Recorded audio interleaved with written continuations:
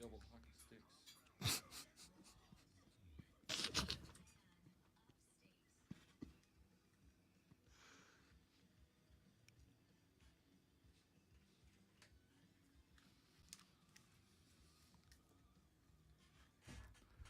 Looks like somebody's got a case of the Mondays.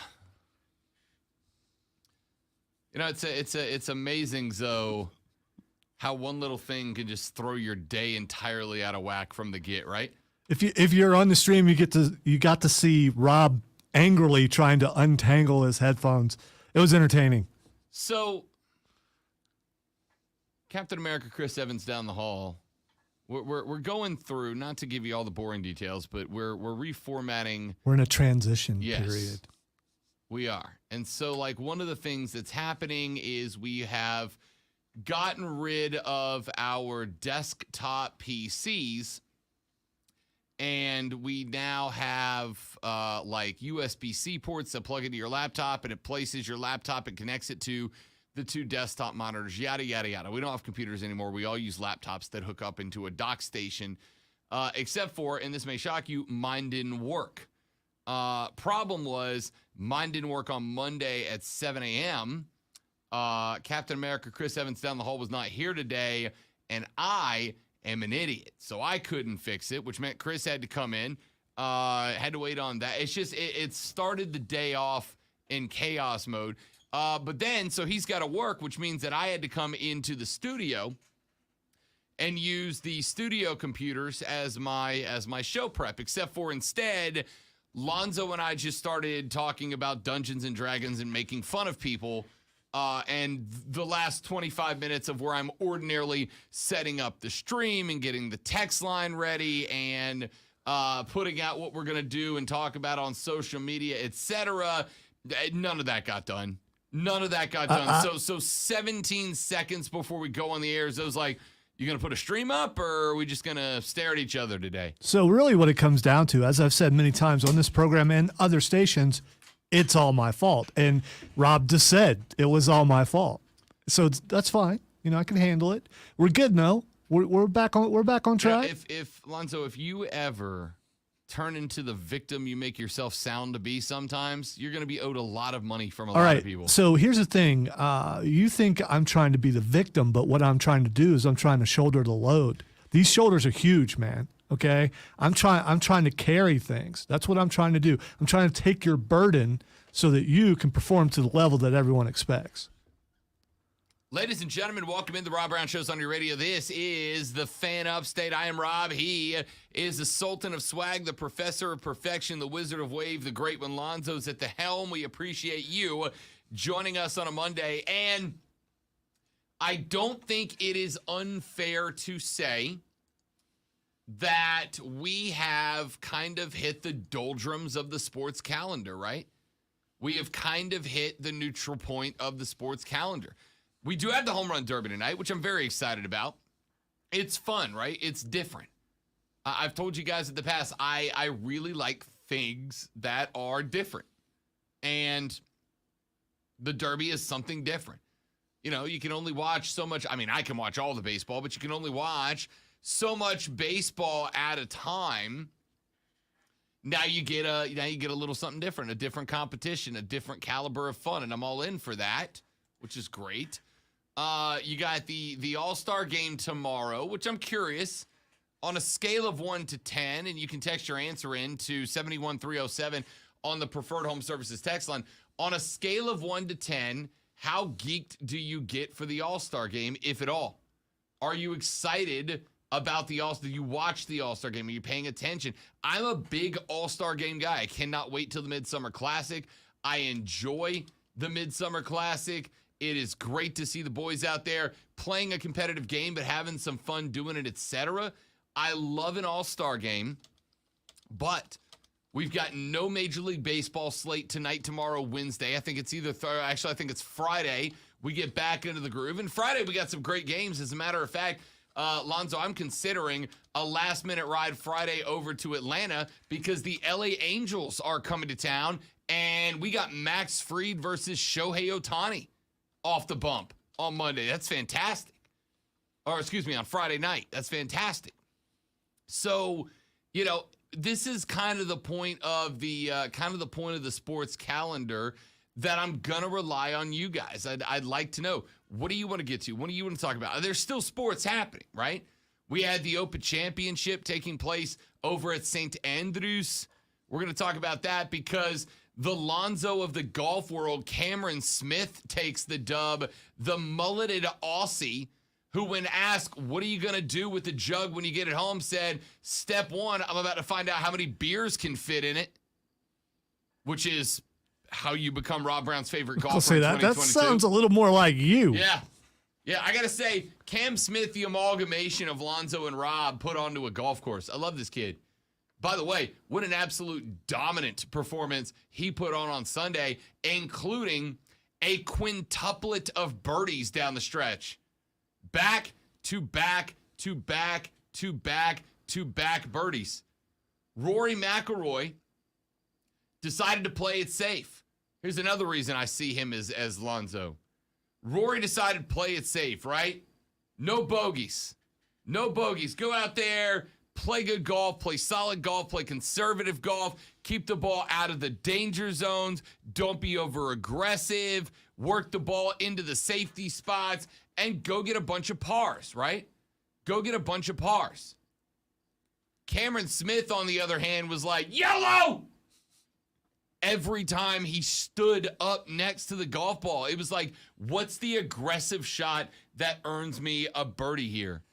And listen, we've seen that style of golf before, and we have seen guys play that style of golf who then go out there and hit 5 bogeys in a row.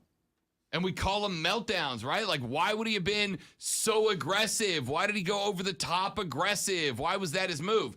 The answer is because he was trying to do, the hypothetical golfer in this situation, of course, he was trying to do what Cam Smith did. Play aggressive, but play intelligently.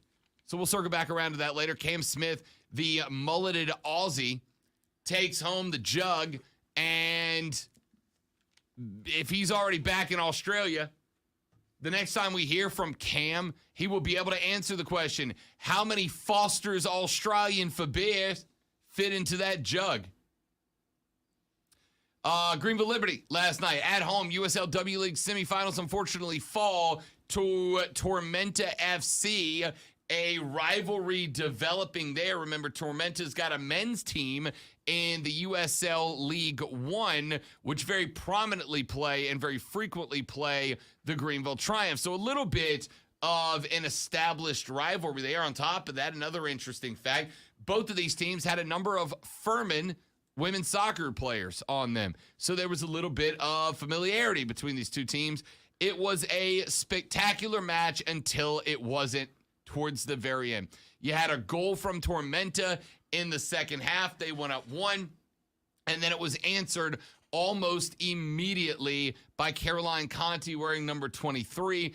After that, though, all Tormenta. Tormenta got the next one, Megan Bourne-Camp, and this is pretty rad, Zoe. Megan Bourne-Camp, inaugural backline defender for the Greenville Liberty, is also the captain of the U.S. Women's U23 national team. You're going to see her in a World Cup one day.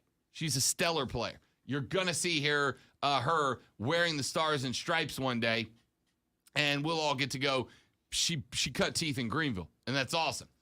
Anyway, Bourne-Camp hit an absolute driver of a shot from mid-pitch that got over the outstretched arms of the Tormenta goalkeeper, bounced up and went quite literally a half inch over the top of the crossbar.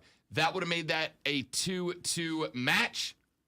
That would have made that a different game. Instead, Tormenta came down just a couple of minutes later, was able to find a 3-1 leader on the feet of Amy Andrews, who was a spectacular player yesterday. They would find one more late in the match, and the Liberty season comes to its conclusion at home in the USLW League semifinals. And as I said yesterday on the show, Friday on the show, but yesterday while I was play-by-playing that game for the Liberty, This was a great season in the inaugural W League. It was a great season for the inaugural edition of the Greenville Liberty. It was a spectacular season. Yes, it ends in a very disappointing fashion. You hate to lose that deep in the playoffs. You hate to get beat that badly that deep in the playoffs. And you certainly hate to have it happen to you in your own house, which, by the way, had been exceptional. Greenville had outscored opponents 25-4 at home up until yesterday. I mean, it's still 26 to, I'm hard at math, 26-8 now. Still impressive, but you hate that you had a bad day to have a bad day. And the Greenville Liberty did. It was not a season, though. It was a movement, and it was a good one. It was a movement for the continued advancement of soccer across the upstate and across the Carolinas, which has absolutely been happening. It was a phenomenal movement for women's sports, women's soccer in the upstate. I mean, go downtown. Go to downtown Greenville right now. Walk around. If you do it during the festivals, during the events, et cetera, you are going to find that there are people rocking Greenville Liberty jerseys, right? How many WNBA jerseys have you ever seen worn around in public outside of a WNBA city? Not very many, right? Not very many. How many, I don't know, how many professional women's sports jerseys do you see when you go out and about? Not very many. But if you go downtown during an event, during a festival, you're going to see Greenville Liberty jerseys being worn. These girls did something special, and they should be damn proud of themselves. I was proud of them. I know that Doug and Joe and Chris and all the folks at the Irwin Group and the Triumph Group were also damn proud of what they did this year. I mean, last night, there was a great crowd in attendance. I mean, phenomenal crowd in attendance for the USLW League semifinal. The drums were out. The smoke was out. I mean, it was fantastic. And those women did something to start a movement, to start a discussion. I thought it was great. So good on them. Good on them. Hated to see their season end the way it did. They had a bad day to have a bad day, but Tormenta was exceptional. It's one of the better women's soccer teams I have seen at any level in a very, very long time. Both of these teams are going to have players on NWSL teams, on USL Super League teams next year. And I know that the Liberty will restock, reload, and Coach Carlson will have the girls ready to go again next year. So we'll see how it plays. We'll talk a little soccer later on in the show. But all that being said, my question, what do you guys want to talk about? What do you want to get to? What is the big stories in sports, right? Is it NFL? Lonzo, we are, we're sitting on 9 days away from camp starting. 9 days. We got just a tick over a week. Yeah, it's just right over there. It's just right. We can see it.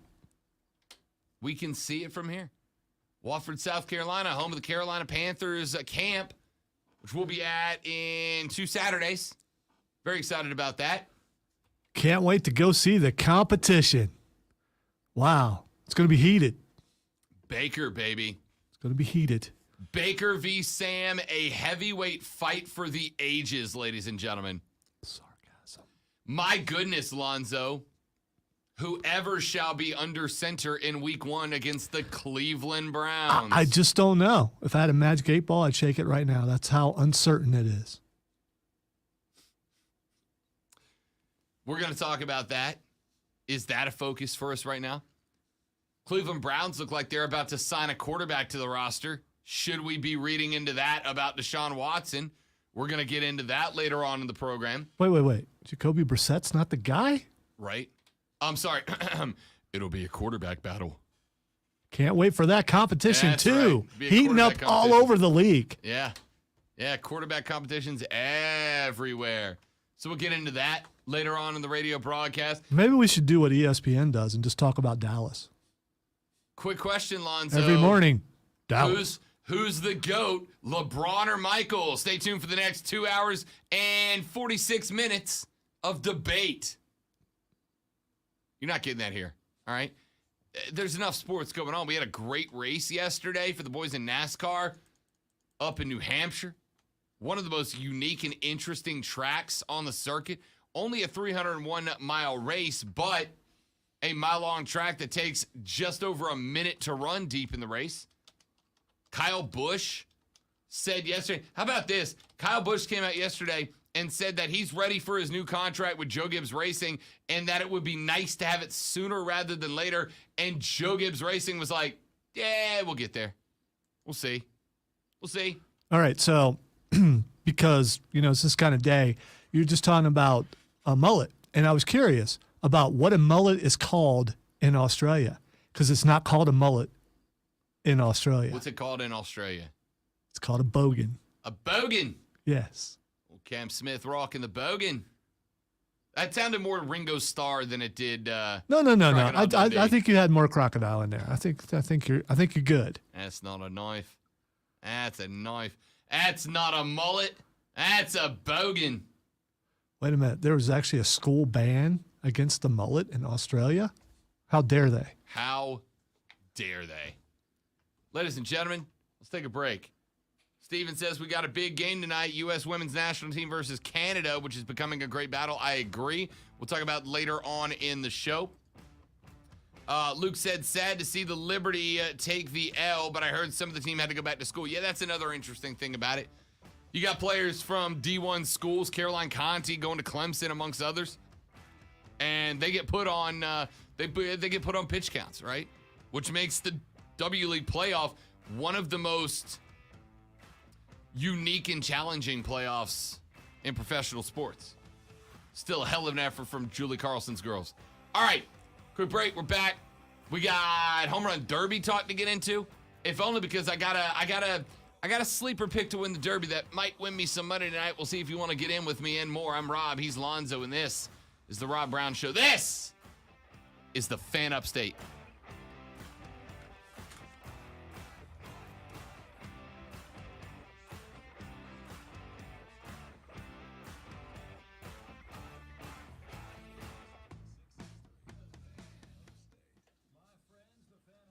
My friends. Welcome back, my friends, to the show that never ends. We're so glad you could attend. Come inside, come inside.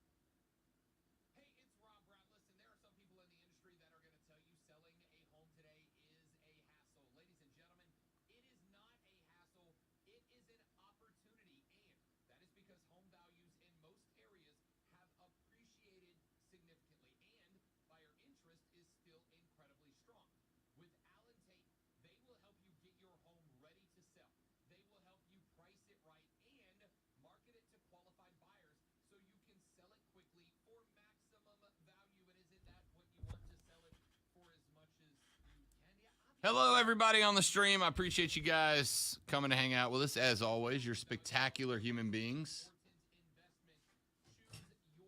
There's Lonzo in the background, creeping.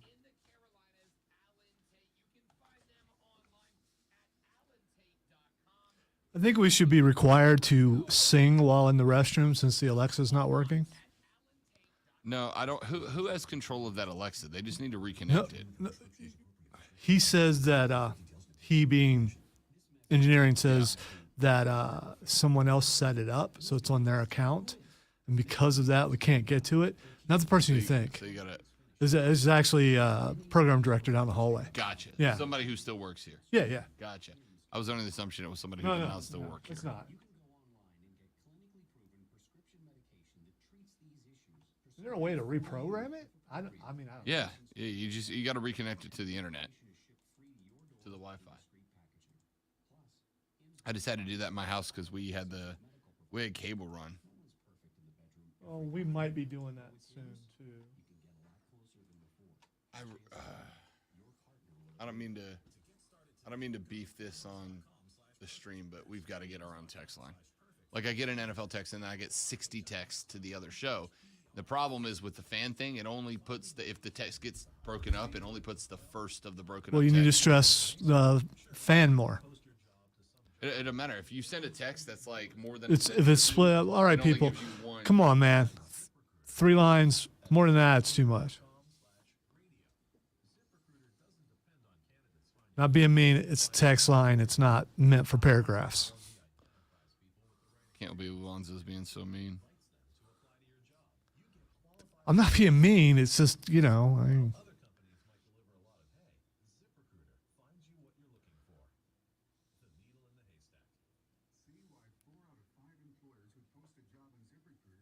we'll never get our own text line. Why? So your complaint is, there we go. He put it on there. That's better. That's better. You can read the whole thing there. My guy, Luke. Not only can you read it there, but it's bigger and it's like, yeah. Clutch move from Luke. Yeah. I wasn't being mean about the text line. It's just, we're not going to get our own ever. You know how I know? Because this station's been on the air like 8 years or something. Yeah.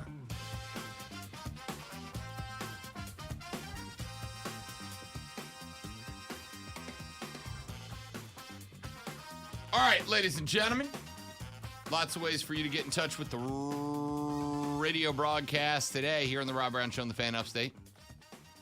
You can do so initially on the phone line, 844-FAN phone, 844-FANFO, and 844-326-3663. That phone line stays open, ladies and gentlemen. You call in. Here's the real treat. Before you even get to talk to me, you get to hear the sultry, seductive stylings of Lonzo answering the phone like Barry White, but somehow sexier. It's impressive. How you doing, baby? He's going to set you up. We're going to get you on the air. You're going to get to talk to me and the rest of the Rob Brown Armada across the upstate. Then you've got the text line available to you at 71307, 71307. Start your text with FAN, F-A-N. Now, a bit of a warning. Please do me a favor. Keep your text as concise as possible. And here's why. We share a text line with our sister station. They get roughly 6,000 to 7,000 texts a minute, right? And so I've told you guys that by putting fan as a keyword, it filters it to a certain page. The problem is if your text is long, it gets broken up into multiple texts. And when it gets broken up into multiple texts, only the first of the broken up text makes it to the page that filters to me.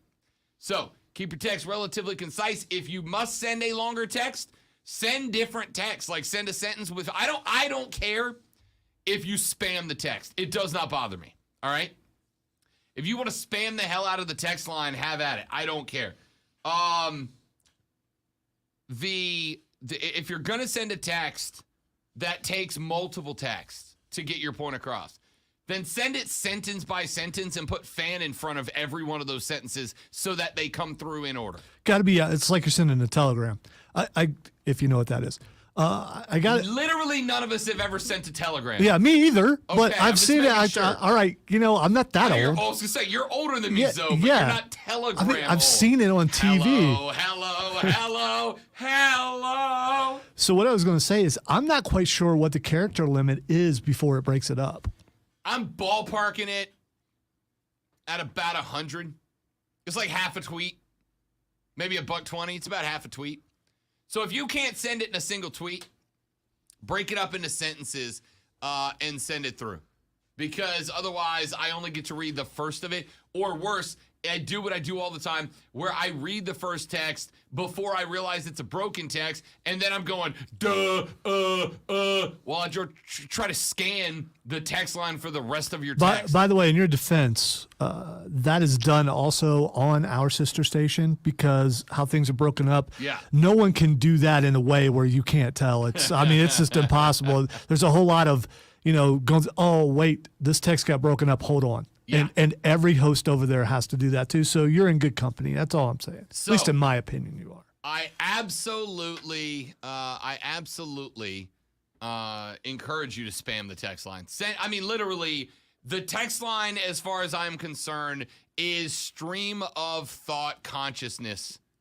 Just whatever you're thinking, however you're thinking it, send it on over. We'll read them on the air. You also have Twitter available to you at The Rob Brown Show on Twitter. That would be my handle, at The Rob Brown Show. You can tweet Lonzo as well at Lonzo on Word, Lonzo on WORD. Should you wish to tweet I just want to add something to something you just said as far as spamming this show. No. Spam both shows, especially spam the second show.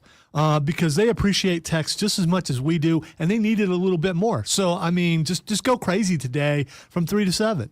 Even if you're just like sending one word, just fan and then a word afterwards. I prefer not a curse word, but you do whatever you do. We're not here to censor people. Free speech, baby. By the way, Lonzo's dangerously creeping up towards 1,000 followers on Twitter. Can we put him over the edge, please? Yeah, I haven't been asking for it because I got to be honest. I'm not. I don't tweet enough to deserve followers, but I appreciate them. Give my guy his 1,000. He deserves the K.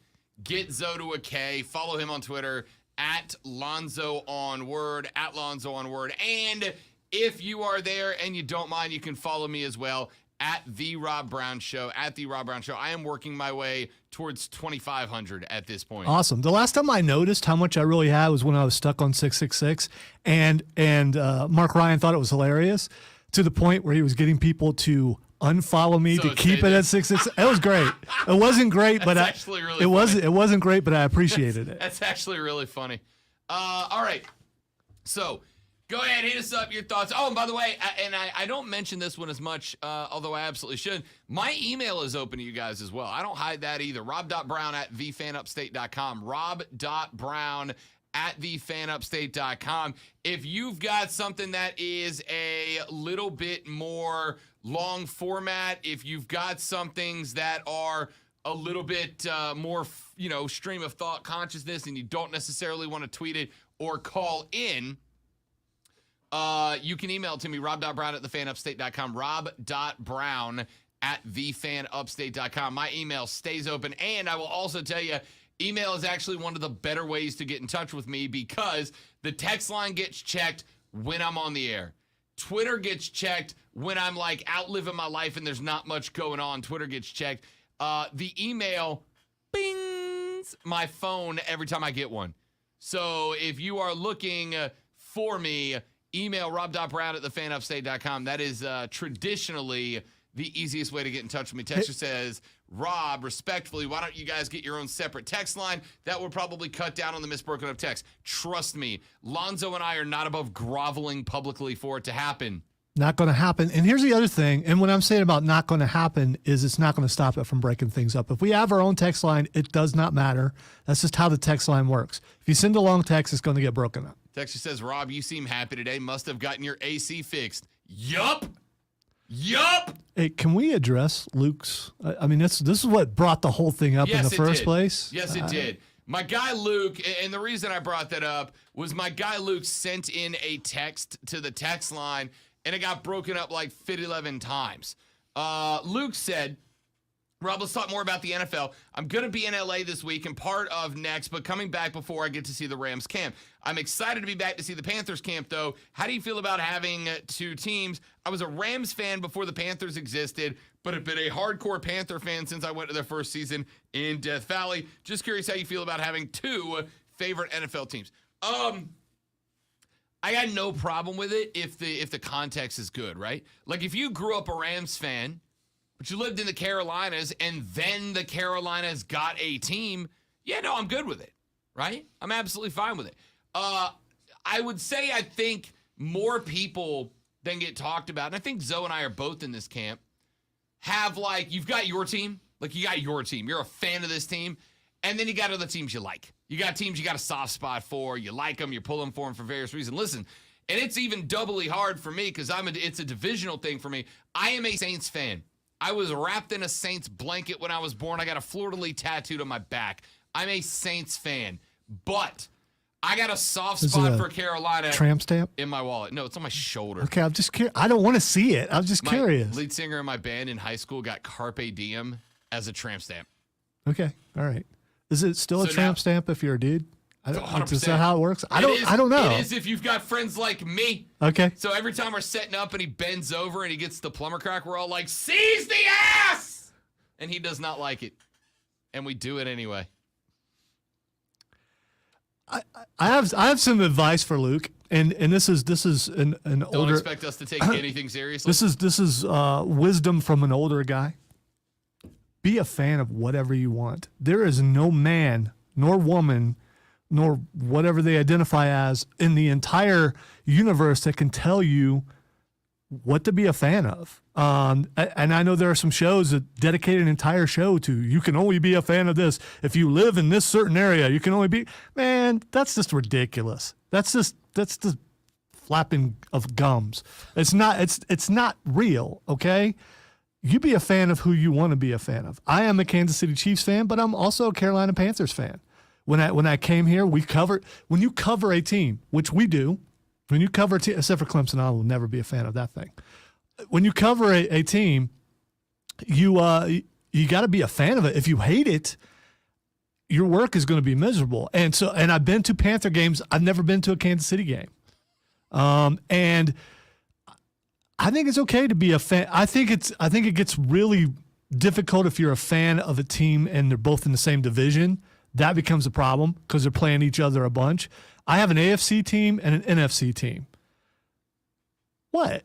That's me. That's I'm okay. I thought you were raising your hand as if, shut up, Lonzo. It's my turn. Not at all. That's what I got out of it. I grew up a Saints fan, but you're crazy if you think I don't want the Carolina Panthers to be good, right? Like I'm not a Clemson fan, but I am now in that I want them to be good. I'm not a Gamecock fan. By the way, I'm a Gamecock fan because I did a sports show, a Gamecock show for 14 years. You do that, you better be a fan of it. And you know what that makes you? That also makes you an enemy of that other team. Hey, you ready for this? You ready for me to upset some people real quick? Please. Dig this. Please do. Dig this. Talking about being a fan, right?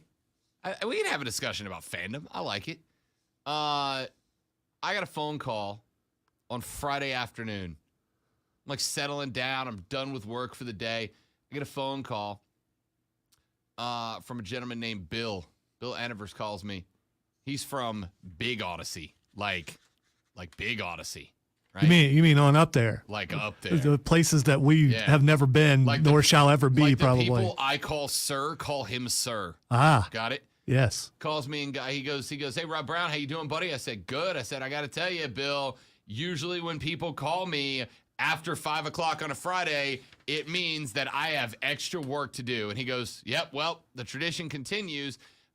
We would like to hire you as the official host of the 2400 Sports Carolina Panthers broadcast.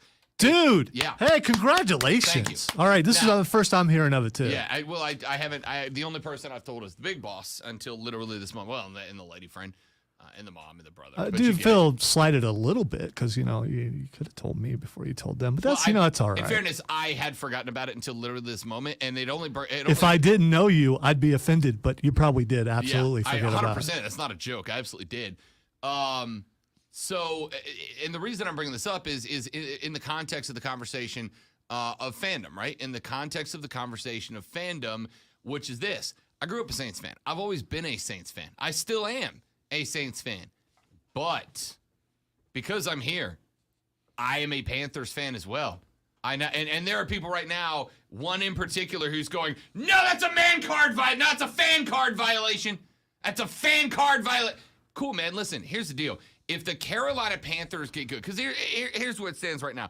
I'm currently the new host of the 2400 Sports podcast about the Carolina Panthers, which, by the way, if you guys got any creative names for the podcast, we're open to them, right?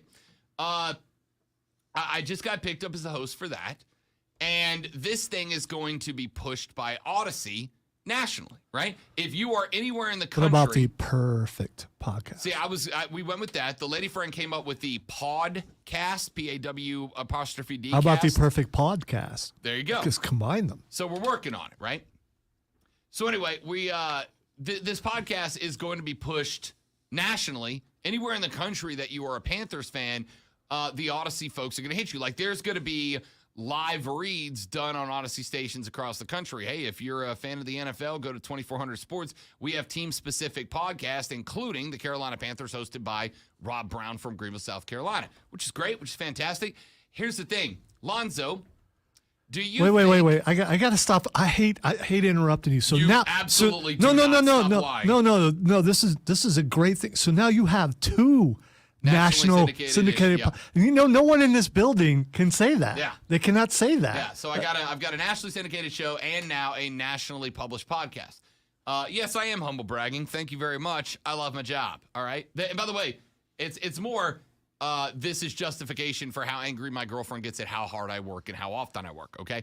Anyway, got this podcast. It's going to be pushed out nationwide. Lonzo, let me ask you a question. Do you think, because I part of how I get paid is how many people listen to the podcast. The more people that listen to it, the more I get paid. Do you think, Zoe, that I am going to get more listeners and get paid more if the Panthers are 5-12 or 12-5 or 14-3 and in the playoffs? I'm just guessing it will be the last thing that you said. If they are winning, you're probably going to get more listeners. Correct. And if I get more listeners, I get more money. That is correct. That is correct. So, yes, I'm a Panthers fan now. Are you kidding me? I want them to do well, right? Because it's my job. So, now, I understand that is different than... Do you need to borrow my Luke Kuechly jersey? It's pretty sweet, by the way. I got to tell you, that is going to be the hardest thing for me, is going to be...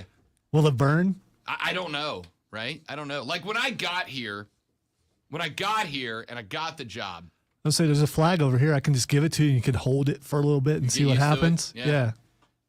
When I got here, I got asked by folks down in Florida. Because, again, I was on a pair of stations down there that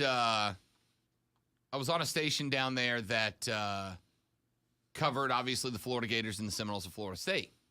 And so when I got the job up here, I had older listeners, but listeners from my old station that were like, hey, Rob, like, are you going to wear Clemson orange and purple, right?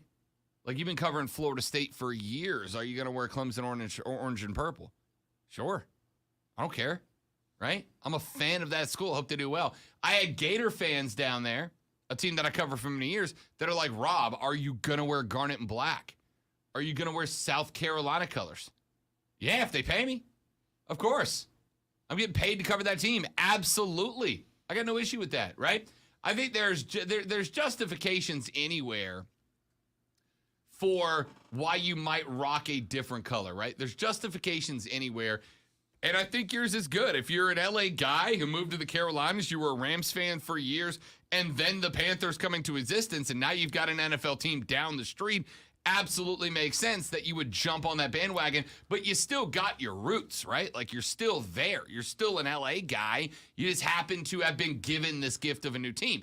I don't have a problem if you're a Rams fan, and let's say you're a Rams fan and you move to Carolina after the Panthers were there. Dude, you got an NFL team in your city. Don't you want to be a part of that a little bit? You can still be a Rams guy, right? You can still be a Rams guy, but also, hey, I live here in Charlotte or the Carolinas. I'm going to be a Carolina fan as well.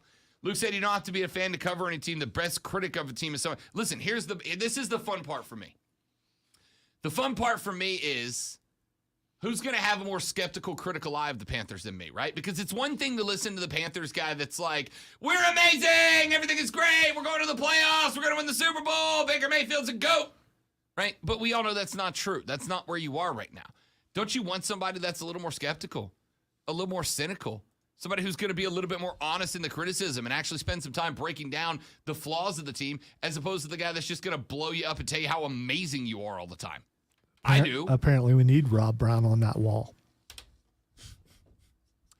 Alex Sexton said, congratulations, Rob. Can't wait to listen to the Panthers podcast. Thank you, Alex. Very kind of you. I do appreciate that, buddy. I will let you guys know that as of right now, it does look like the first edition of that podcast will likely drop towards the end of camp Bad timing, unfortunately, in that they wanted it to, and it may drop the first couple of days of camp. I'll probably drop one on the 1st or the 2nd of July. Because obviously we'll be at camp on the 30th. I will drop the first edition on the 1st or the 2nd of July, and then I will drop the second edition when we get back from the Dominican. The lady friend and I have had a vacation scheduled for like months now that coincided with camp. So I'll drop the first episode on the 1st of 2nd of July. I'll leave on the 3rd. I'll be back on the 10th, and I'll probably drop the next pod on the 11th or 12th. If you're a Panthers fan, I will let you know when and where you can subscribe to that podcast, and we'll get that thing started. But I'm very excited about it, Alex. I do appreciate it. Another text in, Lonzo. Actually, here's the text that came in. Fan, love. Fan, Fan, Rob. Fan, Brown. Fan, show. That's awesome. Do you understand how much I respect the work that went into that? Yeah, I would say if you got some time later on, like from 3 to 7, you should text the same thing. Yeah. Yeah, just so everyone knows. Daniel says this is like Rob going to LIV. It's like Rob going to going to Live Tour. Live Tour. Going to Live Tour. Got it. LIV, that stands for it's an acronym, right? Sounds like Rob going to Live Tour. Yes. That's exactly what it is. And I didn't, listen, Lonzo, for people like Daniel who maybe didn't hear the take, what did I say about Live Tour money when this whole thing kicked up? That you absolutely would be over there broadcasting for them if they offered you the cash right now. Correct. Yes. Correct. And I'm super because it's life-changing money. Correct. I am super proud of people who were able to say they couldn't buy me like that.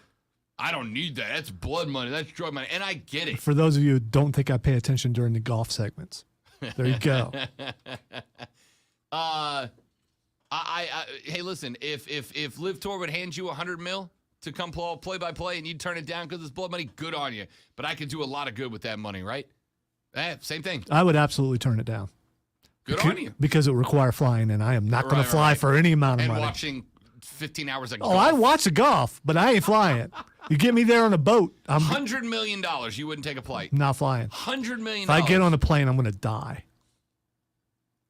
You may, like 1,000 you may say an irrational fear. Whatever fear is, by definition, is not rational. So, I mean, yeah, whatever. Get on a plane, I'll die. Down. He thought, isn't this right?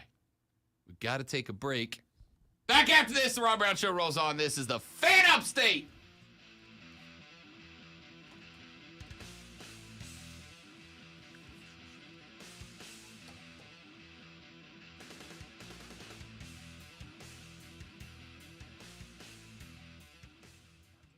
Obviously, Josh, he's narrowing it down. Okay, that's why. Yeah. Ooh, that's a great question, Daniel. I'm not even going to say that. He can read it himself. Hang on, I'm coming.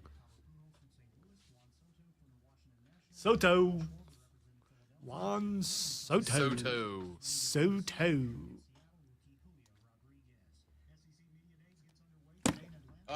Let's see here. Have the left side. I heard Saints. Oh, you're not getting rid of me, Daniel. You're not. No, it's the bottom one. No, I know. I'm just going through them all. August to July. You kept saying July 1st and 2nd. Sorry. Drop the first pod August 1st and 2nd. I'm also an idiot. You know that, Skrilla. We've met. How much is the podcast have to pay you to get a Panther logo tattoo on your back? That won't happen. All right? That won't happen. That is not true. There is an amount. I don't know what that amount is. He followed it up with over under 5,000. No, it's over 5. It's over 5. You said there is no amount. Now you're saying it's over 5. No. Well, because listen, everybody's got a price. All right. The $1 Million Man was right. Everybody's got a price. There is a number that would justify me getting a Carolina Panthers tattoo. There's a number. I would say a year's salary would be closer to the number. Okay. Would be closer to the number. Still not a lot, but it's not. Not, I mean, we work in radio. That's why I said closer to the number, not is the number. It would also depend. There's a reason why Rob has like 10 jobs now. God, I wish that was a joke. The other question would be, Zoe, what are the stipulations of said tattoo, right? Like, what are the stipulations of the tattoo? Is a panther eating the fleur-de-lis? No. Is it like right now? I'm saying size of the tattoo. Yeah. Do I get to pick the size? Do I get to pick the location? Do I have to rely it up to you? Is it a surprise tattoo? Like, you give me the money, I show up, and I just have to accept wherever you put it? Oh, okay. I was like, surprise tattoo. What, are you unconscious? And you wake up and go, you don't know oh, what the no, tattoo's there it gonna be is. till you get there. Okay. Right? Like, what are the stipulations here for said tattoo? Same size, same location. So, like, I've got a fleur-de-lis that's about fist size on my right shoulder. So if I went fist size panther on my left shoulder, I'd say realistically, you'd have to start getting to the 40, 50 grand mark for me to get that tattoo. 10 grand, 11 grand, that's not going to do it. How much more to put a huge picture of Tom Brady's head in the middle of those two?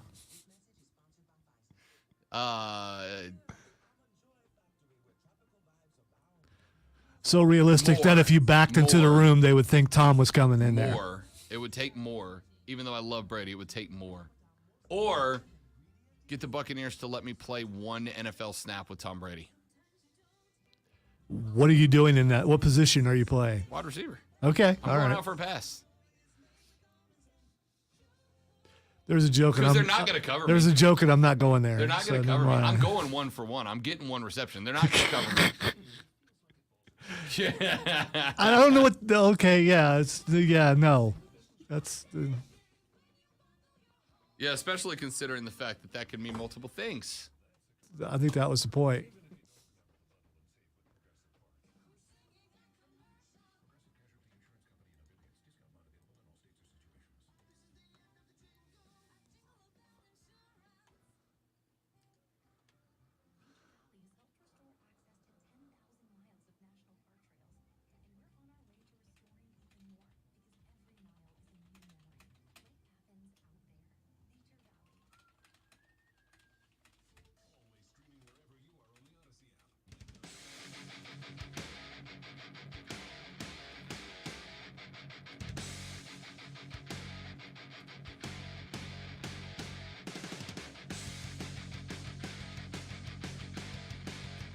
All right, so I got a question asked to me in the Facebook stream, which you can follow along and watch at facebook.com/thefanupstate, or go to YouTube, search and subscribe to The Rob Brown Show. You can watch all 3 hours of the show live every single day. As Lonzo and I take you behind the scenes, we have conversations off the air that are different from the ones we have on it. You can ask us questions like the one that my buddy Daniel did. Now, Daniel's a big Buccaneers guy. He's one of my older friends from back down in Florida, and he asked the question. Yeah, he seemed to have some inside knowledge, so I'm not surprised. Yeah. Let me put it this way: last year, when Brady showed up on the Buccaneers, Daniel from Florida mailed me a paper bag to put back over my head as a Saints fan.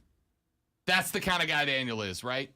Daniel mailed me a paper bag to put back over my head. Now, granted, the Saints have not lost to Tom Brady in the regular season since he did that. Just saying. But that's the type of dude Daniel is. Anyway, Daniel said, how much do you have to get paid to get a Panther logo tattooed on your back right next to the fleur-de-lis? That's an interesting question. What is the dollar amount it takes for you to get your rival's logo tattooed on you? What's the dollar amount? And don't say there isn't one, because everybody's got a price. All right, I've said I would never fly, and I mean ever, and there's no dollar amount that would get me to do that. But as far as a tattoo goes, there probably is a dollar amount for that. Dollar amount to get the big tiger paw on the left. Not even. All right, except for that. Except for that. That's what we're talking about. Okay, yeah, you're right. The rival tattoo. All right. I'm not talking about just a generic tattoo. I'm talking the rival's okay. logo. All right. So, you know what? Never mind. I wish I hadn't even opened my mouth. Never mind. What if I had to choose between a Michigan helmet or the tiger paw. Yeah, if I asked you to get the Michigan Block M or the Clemson C or tiger paw tattooed on your left shoulder, what's the paycheck that's got to come with that to get it done? Right? That's a fair question. I think 100,000. I'd do it for 100,000, but it would be the Michigan logo, never the Clemson. Never the logo. C. Never. So not enough money for a Clemson paw. You'd take the Michigan Block M for $100K. I said during the break that the conversation for me to catch a Clemson tat on my back that's the same size of and location of the Florida Lee tattoo, right? Panther. Right, no, the same size and location as yeah, but the you said Florida Lee Clemson. tattoo. You Oh, said gotcha. Clemson. Carolina Panther yes, tattoo. some Clemson fans got really excited there for a second. Yeah. I Calm it would down. say you'd have to start the discussion off about 50K. Now, I will also tell you, you catch me when I'm young, dumb, and not famous yet, right? When I am, 4, 5, 6 years from now, when the show we are doing here from the Fan Upstate studio is syndicated nationally, as it inevitably will be, when I get to that point and the paycheck has quadrupled, that number's probably going up a little bit. But right now, 50K pretty much clears every bit of debt I got left, takes care of me and the girlfriend for a bit. What's a tat, right? Especially on the back I never got to look at. Now, if you start asking to go bigger, obviously the price is going to go up a little bit. But what is the price that you would have to demand? What is the price you would demand to get your rival's logo tatted on your shoulder? For the sake of keeping it level, let's go handprint size tattoo on your shoulder. It's a logo of your rival, like their primary logo. So it's Clemson's claw. What would you say is South Carolina's that you would make a tattoo, like primary logo?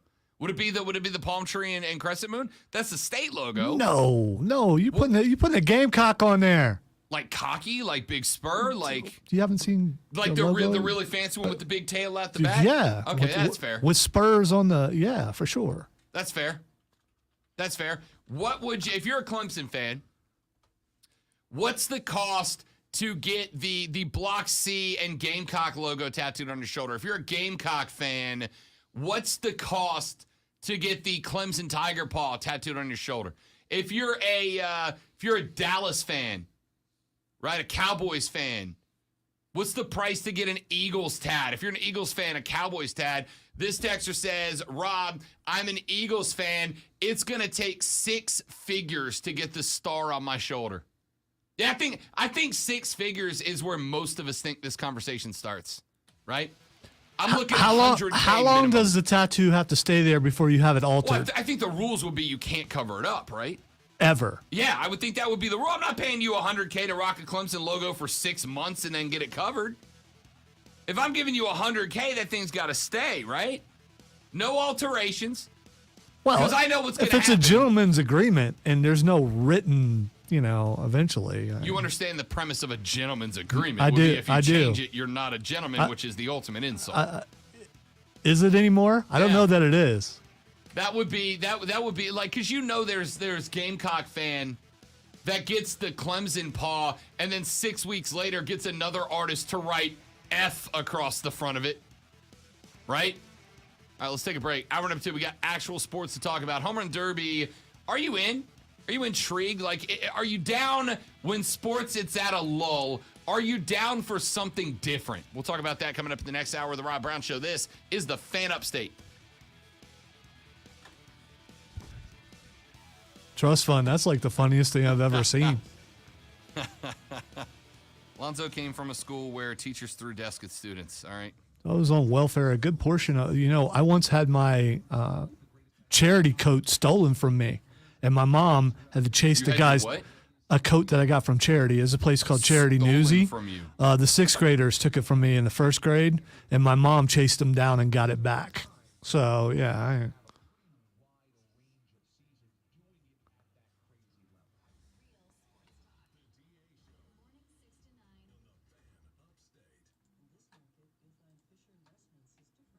If I recall, Mom used to be quick.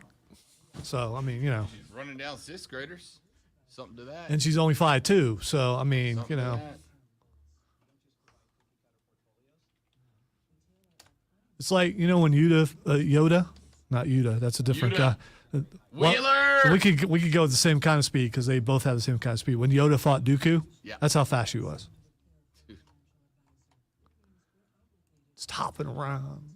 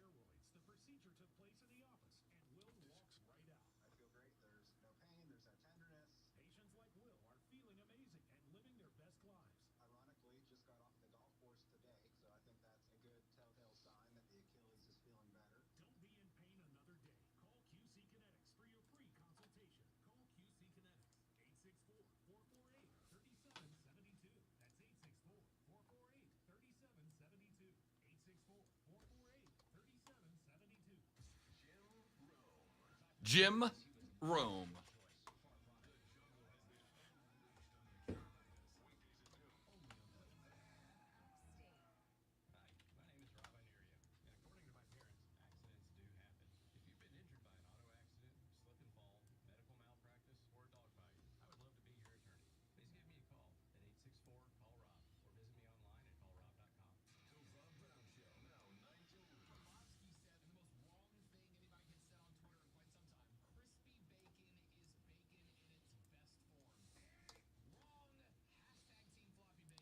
No, Steven, I still haven't seen it, but it'd be out on I think it's on demand or on demand. I could watch it at home right now, I think.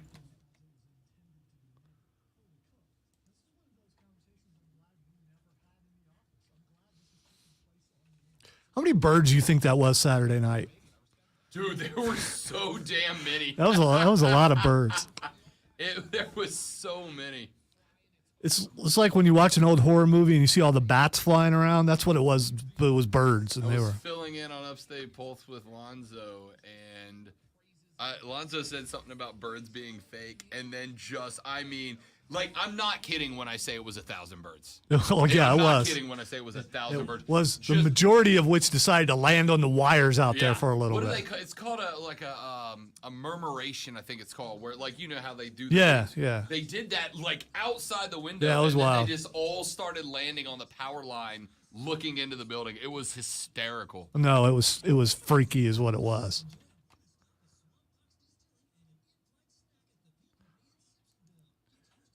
When my car was surrounded one Saturday when I was by myself, it wasn't by that many, but it was enough to where you look out and there were just birds everywhere across the parking lot, all around my car.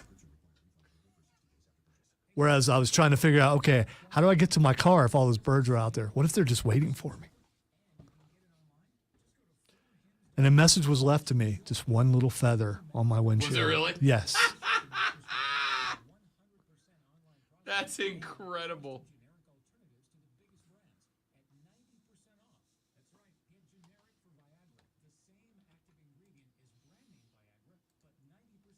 It's one of those things where you kind of freak yourself out a little bit when you know you're the only one here, and I was the only one here, and it's like,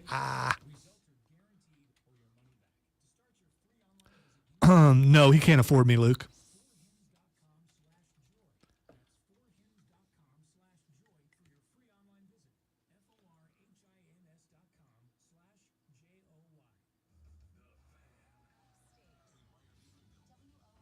Prism in the first break.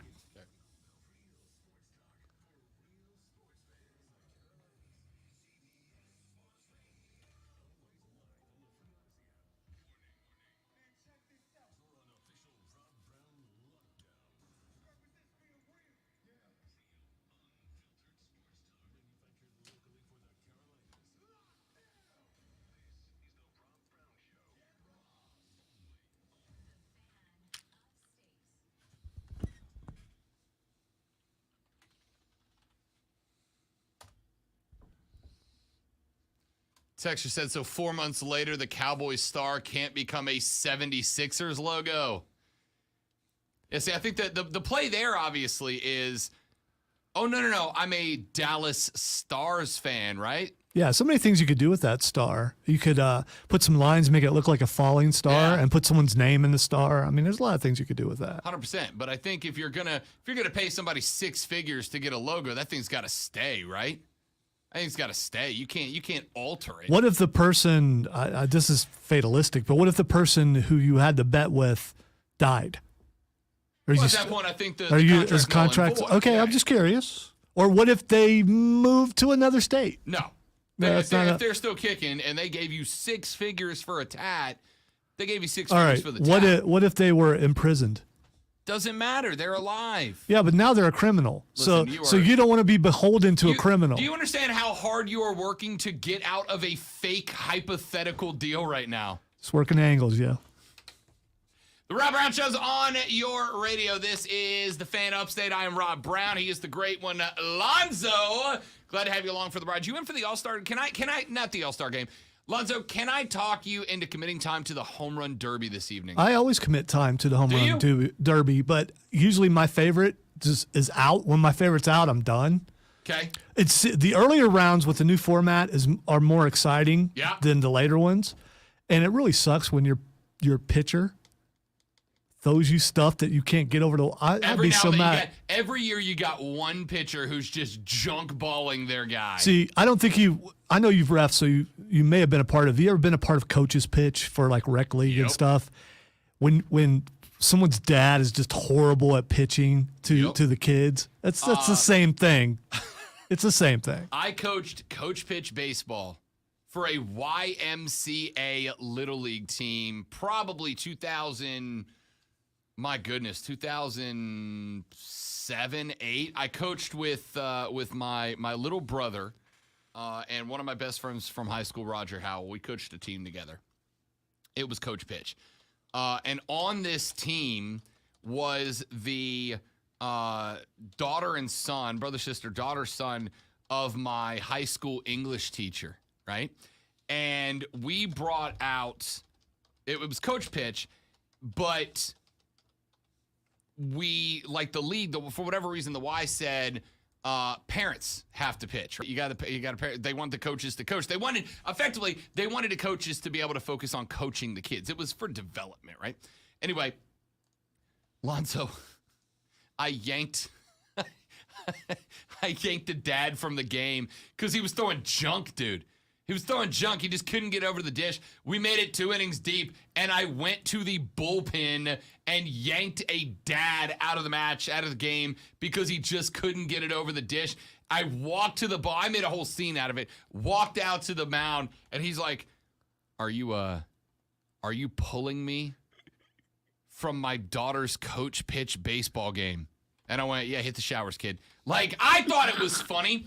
I found out later he was infuriated by it because I embarrassed him, right? Yeah, you did. I embarrassed him. You did. I thought it was funny. I thought everybody would think it was a joke. Most people laughed. That dude was heated. So I got a call from the Y manager about a day later who's like, "Dude, why?" Like, he was throwing a no-hitter against his daughter's team. Yeah, that's not a good thing. Like, he's throwing a no-no, right? We're 2 innings deep. I haven't had contact yet, right? You can't be doing that. There's no walks in coach pitch, right?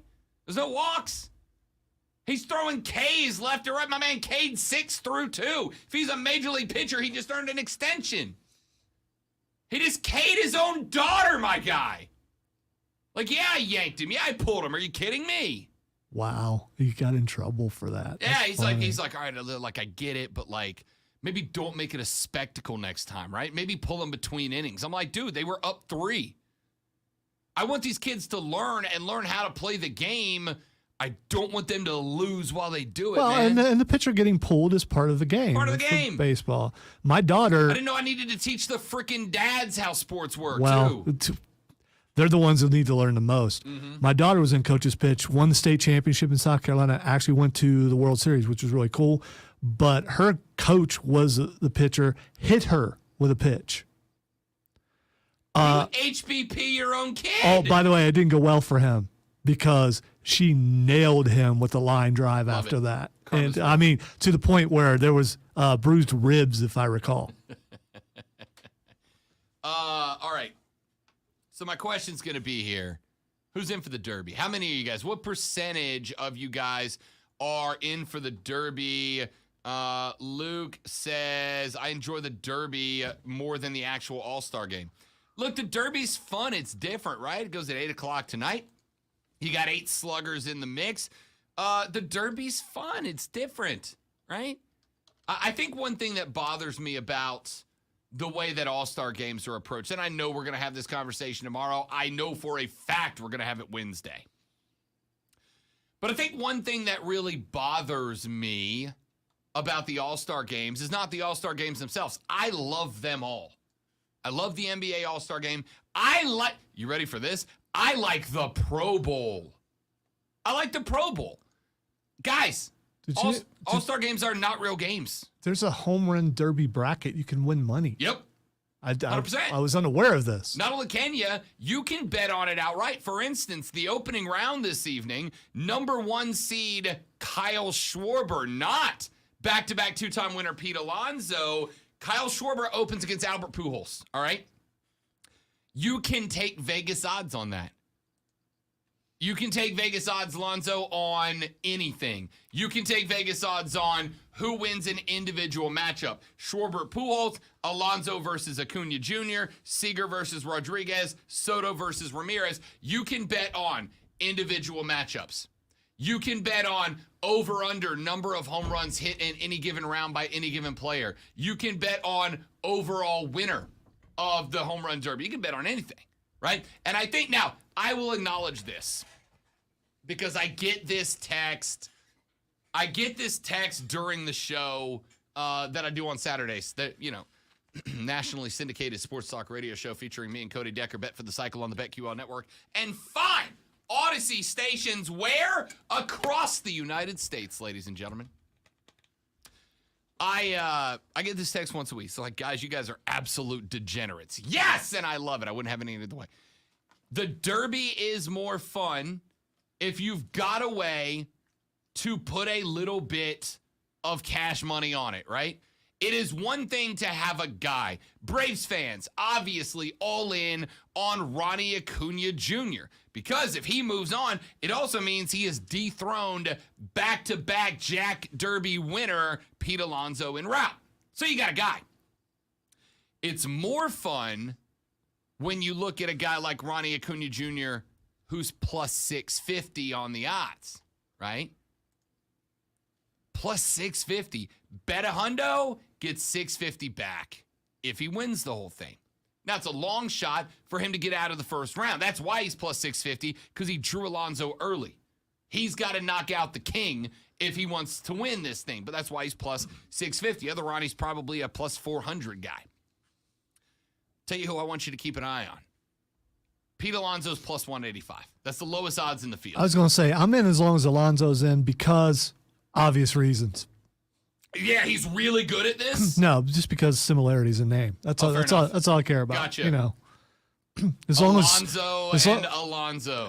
some form of Lonzo wins, I'm down. Well, he's won the last 2. He's going for 3. And he is the odds-on favorite. Plus 185 as a Derby participant. He's got Ronnie Acuna Jr., the 7th seed, plus 650. But there's one other name I want you to keep an eye on tonight. And it's a name I'm very intrigued by as a real possibility to get it done. He's got a favorable matchup. He's going to get the lowest seed available all the way till the end. He won't see Alonso until they get to the final, if Alonso does get to the final. The number 1 overall seed, who led the majors in dingers at the time that the Derby seeds were handed out. The number 1 overall seed is Kyle Schwarber. Kyle Schwarber is the guy. My man is sitting right now at plus 275, I think. Plus 275, last I checked.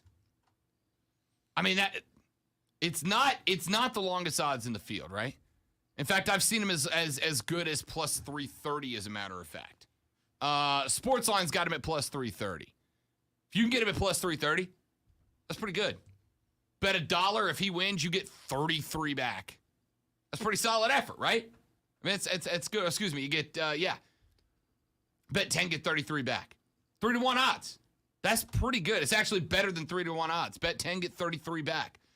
The guy is a masher. Now, here's the thing about betting the Derby. You got to be careful. Veterancy, right? Veterancy. Guys who have done this before, guys who have been in this mix before, they are going to have they're going to have a leg up, an advantage. Cody Decker, who will probably join us on the show later this week, Thursday, Friday. Cody Decker, my co-host on our nationally syndicated radio program, have I mentioned that? Has been, as a former player, and he's an absolute raker. He was a power hitter during his time playing baseball. As a matter of fact, still a power hitter to the point that for the World Baseball Classic, there's a better than average chance that Cody Decker will actually be playing on Team Israel in the World Baseball Classic. He's still got it. Cody was asked by Major League Baseball to go to Dodger Stadium for the last 3 weeks. And so about 3 times a week, Cody's been hitting up Dodger Stadium and taking home run derby practice, right? They're utilizing him to test the radar guns, test the ball tracking systems, etc., so that tonight, when we get the derby underway, we'll get a great fan experience, which I think is spectacular. MLB, I will give MLB this. I don't give MLB much, but I'll give them this. MLB genuinely cares about the fan experience of this, right? Like, they want us to tune in tonight and have a good time.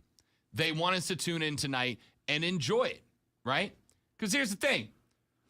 What's the adjective that describes baseball amongst non-baseball fans the most? What do most people who don't watch baseball, what's their number one reason for not watching it? Slow. Yeah, it's slow. It's boring. Derby's not. So Cody Decker tells me, watch the vets in this. And watch the vets because you would be shocked, according to Cody Decker, how exhausted you can get swinging a bat for 2 consecutive minutes, right? I mean, just clip, reset, clip, reset, clip, reset. In fact, I kind of want to, Lonzo, I thought about this, and I didn't bring the gear nor the shoes, but one day after we get off the show this week, I think we should go down the street to the little, what's it called over here? Frankie's. Let's go to Frankie's one day. Let's hit the batting cage. Let's do 2-minute rounds and see how we feel after it, right? And we're not even swinging for dingers. We're just trying to make contact. This is unfair because of the age difference, but, and because I never played baseball. Sir, Ronald Acuna Jr. is what, 24, and Albert Pujols is 63. He's in the Derby. I don't think he's 63, but he's not, but he's out there. How old is Albert Pujols now? By the way, you want to talk about angry?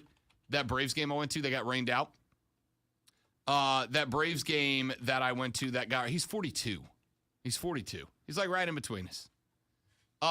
That Braves game that got rained out, that I had to leave, freaking Pujols played in that game after I left. Are you kidding me? Never got to see Albert, may not get to see Albert, and missed him by a rain delay. It sucks. Anyway, the veterans have a bit of advantage in this thing tonight.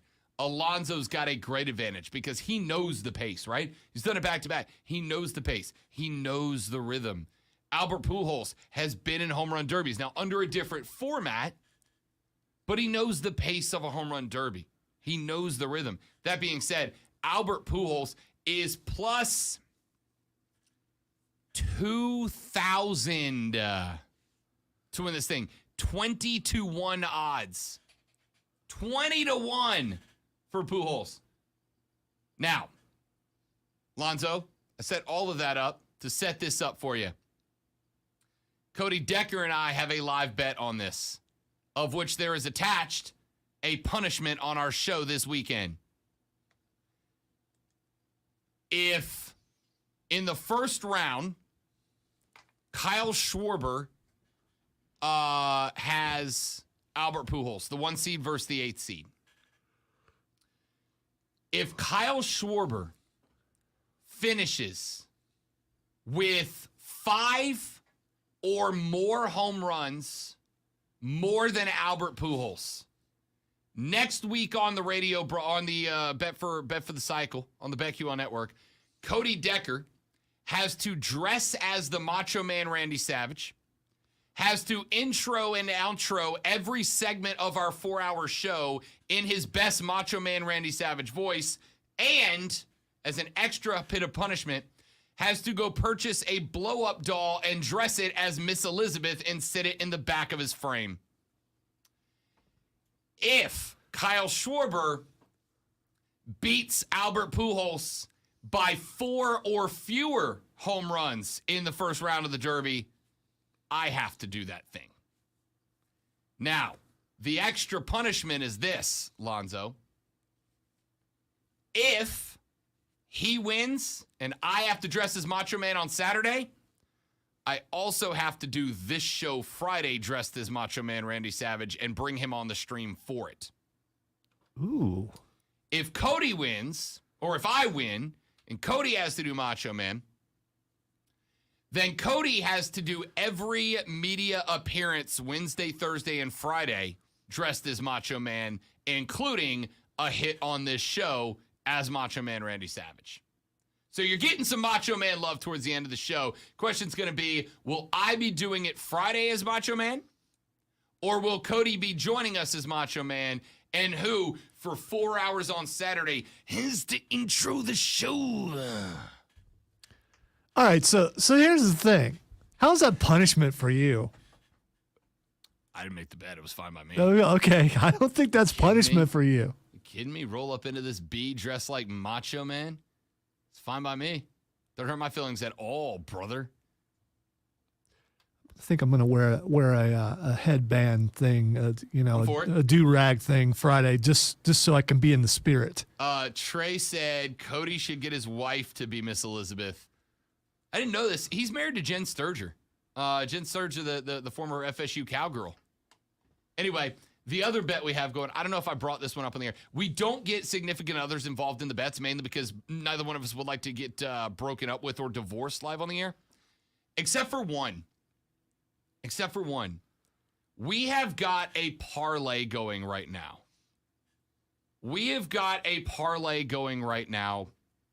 Versus our production crew.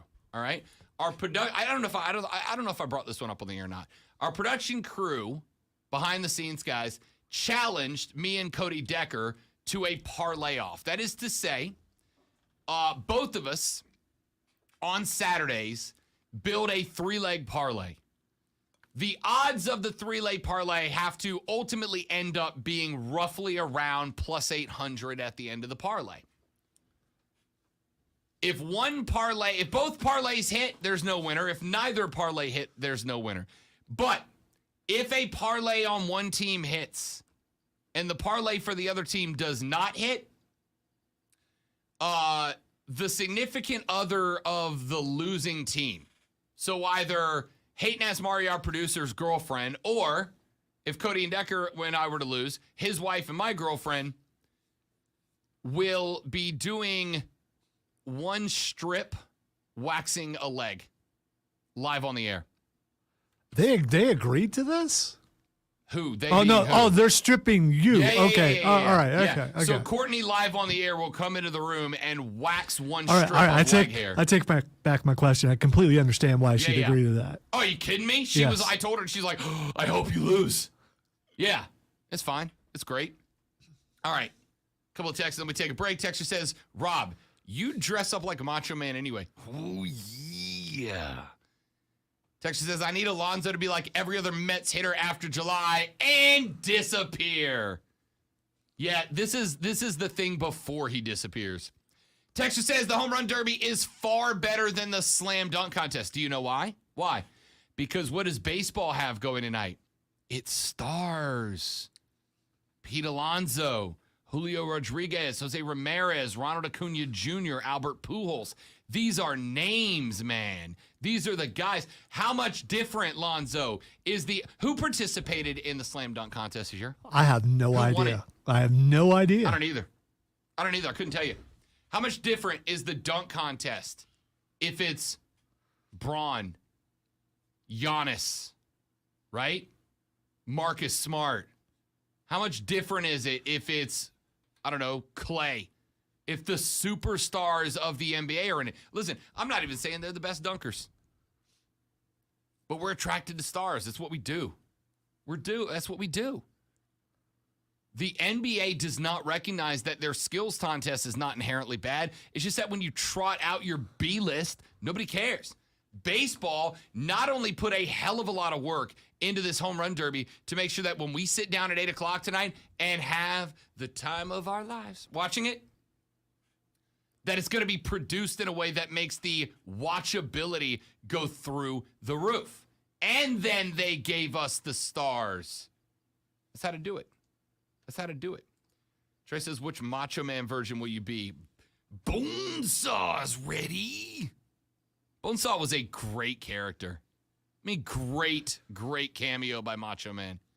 So, who's going to have a voice come Saturday for you guys' show? If you're having to go macho the entire time. See, now the thing is, for Friday's show, I don't have to do the show as Macho Man. I just got to dress up as it. Whoever loses does have to do every intro and outro Saturday, which is a 4-hour show in the Macho Man voice. That's a challenge. Is there extra punishment if they forget? It's a good question. We haven't talked about that. I got to fit. How are you going to forget sitting there dressed as Macho Man Randy Savage? No, I'm talking about doing the intros and outros. Yeah, no. Or if you you're come back dressed as Macho Man, how are you going to forget? How do you forget anything you forget? I'm just saying. That's fair. Yeah, I mean, fair. I personally think there should be punishment for forgetting. That's fair. All right, let's take a break. We'll come back here in just a minute. Got a few more stories that I would like to knock out today. I want your topics as well. This is kind of the part of the year where you guys step up to the plate and become programming director. What do you want to talk about? Fake. You're not the actual programming director. It's more like the programming director's suggestion box. You may drop your suggestion for conversation topics into the Preferred Home Services text line suggestion box at 71307. Start your suggestion text with Fan FAM. Back after this on the Rob Brown Show in the Fan Upstate. Prisma. We're right back. Stream. Don't go anywhere.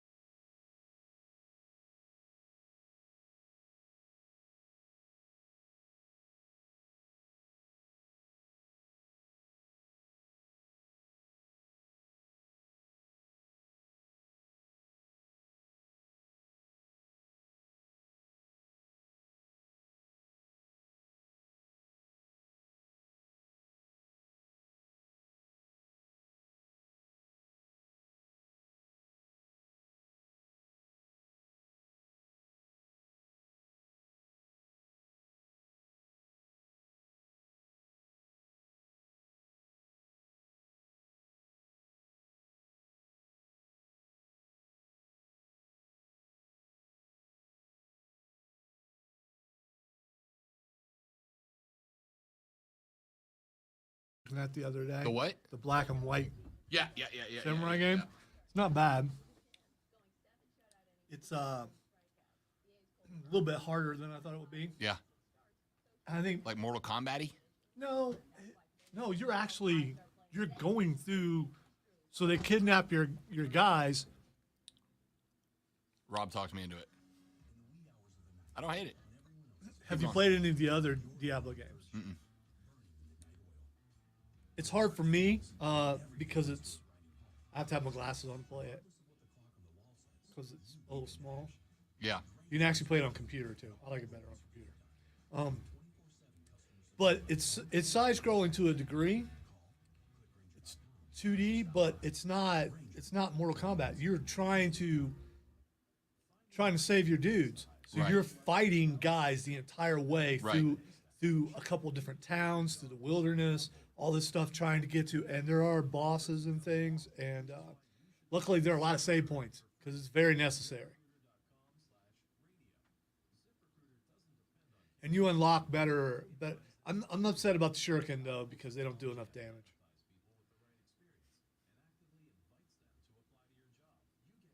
Chris and I had a discussion about whether a shuriken could kill you or not, and I'm like, yeah, if it goes through your eye, that wouldn't kill you. Yeah, I think it would. I would say it absolutely would. How would it not? Because he said they're not long enough to pierce the brain. So I said, how about through the temple? Okay, well that might work. It was a semantic argument, but it was a dumb argument. Chris had a semantic argument. Yeah, it was a dumb argument, and I disagree with him. So on Diablo, can you like party up with people? Yes. Okay. So technically, if I jumped on right now, you and I could play together. Gotcha. But definitely in Diablo 2 and Diablo Even on 3. mobile, that's rad. Yeah. That's cool. But if someone joins your game, the enemies get harder. Just so you know gotcha. that. Because I had a buddy who would jump on Diablo 3 when he saw it was online just to make the enemies get harder. Then he'd jump off.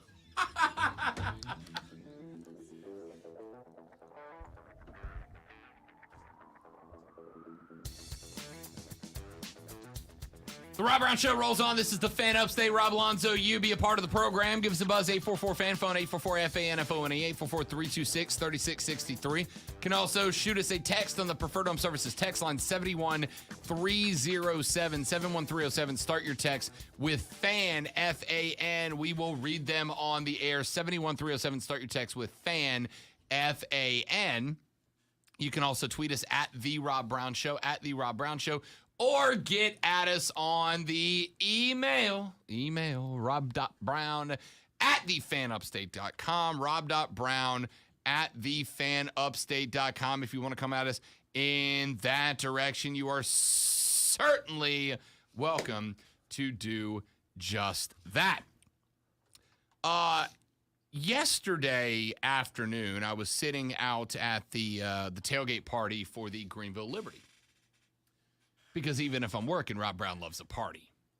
So I'm sitting at the tailgate party, and I got into a conversation with a young man who is a fan of the Clemson Tigers, the El Tigres. Los Tigres? Los Tigres.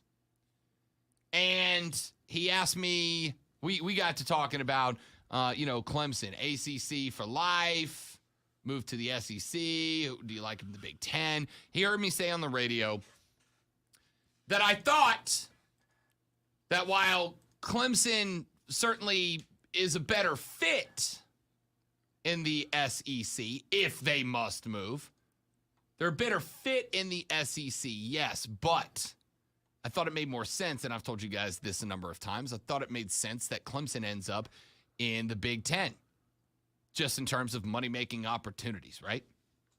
You're splitting less of the pie if you're Clemson, and the Big Ten is opening up a whole new world in the South if they were to get a dynastic program like what the Tigers are right this very second.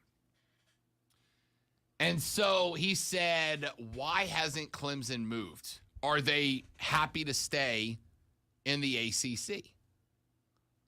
And my answer was, I got to tell you, Lonzo, I think Clemson's done a spectacular job of keeping that a good, quiet secret. I don't know is the answer. Now, I'm going to tell you, there is better money in the SEC. There is better money in the Big Ten. These are not secrets. These are facts. They pay out more. And Clemson will be a member. But there is one thing that I saw as a possibility in the Atlantic Coast Conference that might be a reason that Clemson might stay. There is discussion happening right now. By the way, I don't believe this will happen, but the discussion is taking place. There is a discussion taking place right now that the ACC may shift their revenue sharing model away from everybody gets the same piece of the pie to the more you produce, the more you get, right? Because, historically speaking, the teams that have been at the top of the list in football, Clemson, Florida State, Miami, have generated the most revenue for the league. And what ends up happening is that they, obviously, and this is the same in every other league, it's just that the other big two have generated so much more revenue that, cool. But the big football schools in the ACC generate a ton, and considering there are fewer programs in the ACC in the middle of the pack that generate money like the middle of the pack of the Southeastern Conference does, basically a team like Clemson has been getting the bag and then redistributing the bag elsewhere. So I've seen a couple of different folks start the conversation of, would the ACC be willing to shift their revenue sharing agreement so that teams like, well, Clemson, Florida State, Miami, teams that historically, if not currently, have put more money into the bag at the end of the year, once the total pot is figured out, would get a bigger percentage of the profit back out of the bag. Now, the ACC, in my opinion, might very well want to consider making that push, right? The ACC might want to consider making that switch. And they might want to consider making that switch because that might be the only way you can talk Clemson, FSU, and Miami into sticking around.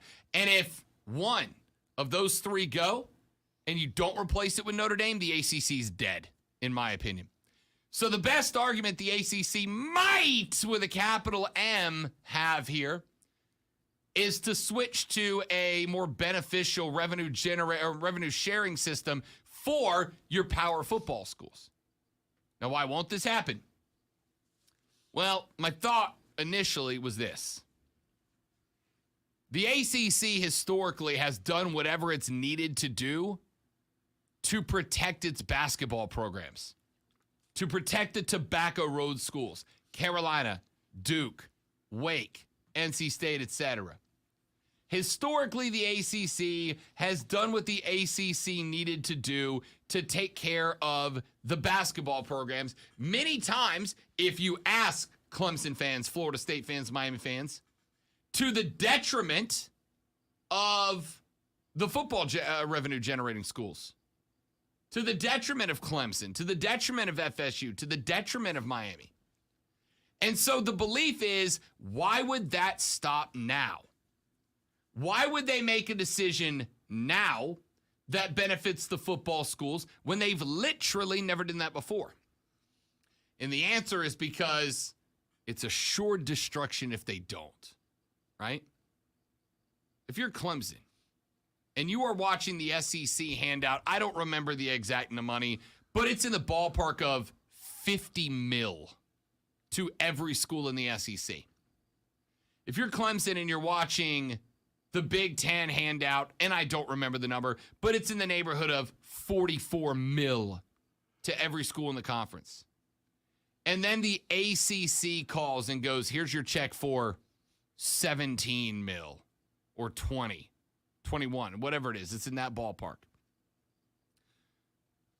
And then the SEC goes, I mean, we got room, right? We got room. You can jump on in. And this individual asked me the question. They said, all right, explain this to me. How is it that the SEC is paying out $50 million. Clemson jumps in, right?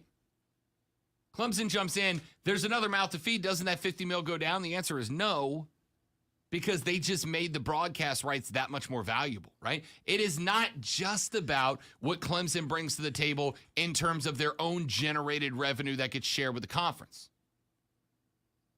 All of this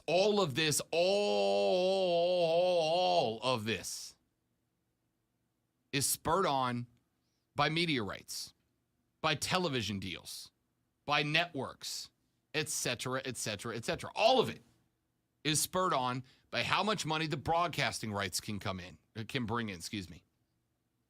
And a part of that is why the ACC is uber quiet right now.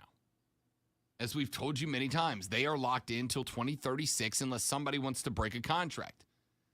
I read a report from ESPN earlier in which they quoted a lawyer who was paying particularly close attention to the contract discussions regarding the teams in the ACC. And what he said is that right now, ACC teams have, quote, very little wiggle room, end quote, to make a move. These contracts that are written out for a grant of rights for Clemson, for FSU, for Miami, and the rest of the ACC, the lawyers who wrote them ain't dummies. They saw the writing on the wall, and it was called not ironclad, but they found themselves in a real tough spot. They find themselves in a real tough spot because there's very little wiggle room. Now, as I've said, also continue to say, this whole thing hinges on Notre Dame. Primarily Notre Dame's NBC money and whether they can add that into the fold, right? And whether the ACC can figure out a way to generate more profit regarding Notre Dame being added into the mix. If they do, the ACC remains viable. They have a chance. There's an opportunity here. If they do not, they blow the whole thing up. It's over. It's over. The only decision left to be made is going to be, does Clemson want to be in the Big Ten or the SEC? Does FSU want to be in the Big Ten or the SEC? Does Miami want to be in the Big Ten or the SEC? Does North Carolina, Duke, Virginia, Virginia Tech, NC State, do they want to be in the Big Ten or the SEC? And which of those schools do the Big Ten and the SEC want, right? That's the other aspect of this. What schools are wanted? The Big Ten might look at Duke and go, yeah, we already got North Carolina. We don't need you. And unless North Carolina says we ain't coming without Duke, it might not matter. The SEC might look at Clemson and go, yeah, I mean, I know you guys are good, but let's be real. Your success is going to slow up a little bit when you're in our conference, and you don't open up any markets, right? You don't put anything new on the table for us. It makes the contract more valuable in that you've got another dynasty added in, but it doesn't create new market share. So we'll see how it plays out. But as far as what's next for expansion, the SEC and the Big Ten, I think at this point, are just listening to Notre Dame. Not even really talking to, just listening to address it. Listen to Jack Swarbrick address everything. Because that's the linchpin for the next round of moves. Let's take a break. We'll come back. We'll wrap up hour number 2. My name is Rob Brown. The great one Lonzo's on the ones and twos, and you're listening to The Rob Brown Show right here on the Fan Upstate.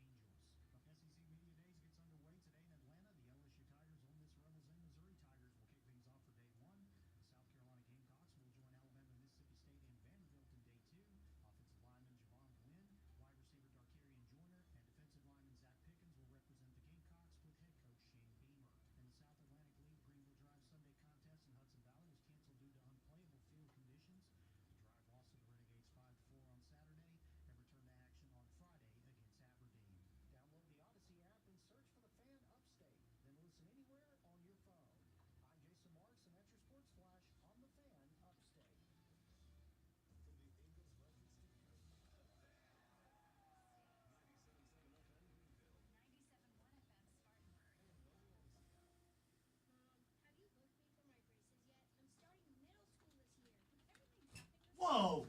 Oh my God! She almost wiped that car out. Lady. Jeez. Hey, lady.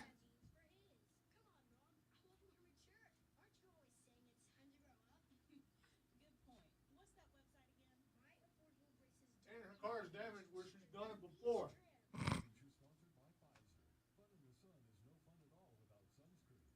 She come flying in there. That was wild.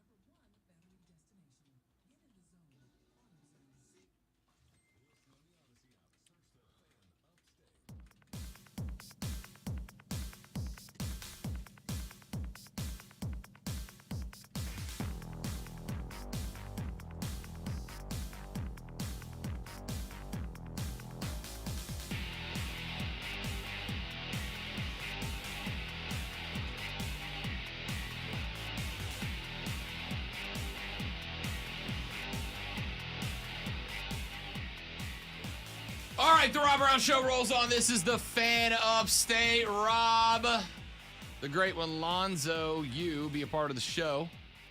844-FAN phone, 844-FANFONE. You can also text the broadcast on the preferred home services text line at 71307. Start your text with FAN, F-A-N, and we shall read them on the air. You can also tweet us at The Rob Brown Show, at Lonzo on Word, or tweet everybody at the station at The Fan Upstate. You can also go to Facebook.com/TheFanUpstate to continue the discussion there and watch the stream live with us. Go behind the scenes with Lonzo and I during breaks, have conversations that are not sports related, which is definitely not a thing we do on the air. Home Run Derby tonight, All-Star Game tomorrow. I was saying this earlier in the show, and I got some kickback for it already. Guys, if you are watching All-Star Games because you want uber competitive sporting version of whatever sport the All-Star Game's about, you're going to have a bad time. You're going to be disappointed. All-Star Games are not games. They are exhibitions. They are fun. It'd be like going to watch the Harlem Globetrotters and be like, these guys travel all the time. Yeah, that's the point. That's the fun. That's the goof, my guy. Like, it's supposed to be that way, right? Imagine going to a Globetrotters game and getting mad that they travel, that they double dribble. Yes. Yeah, that's the fun part, right? It's different. Because if you wanted to see really good basketball, like a really, really good basketball team, you know what you would watch? An NBA game. If you wanted to watch really good basketball, you know what you shouldn't watch? An exhibition, like an all-star game. A couple of years back, Major League Baseball did a little experiment where they had the winner of the All-Star game.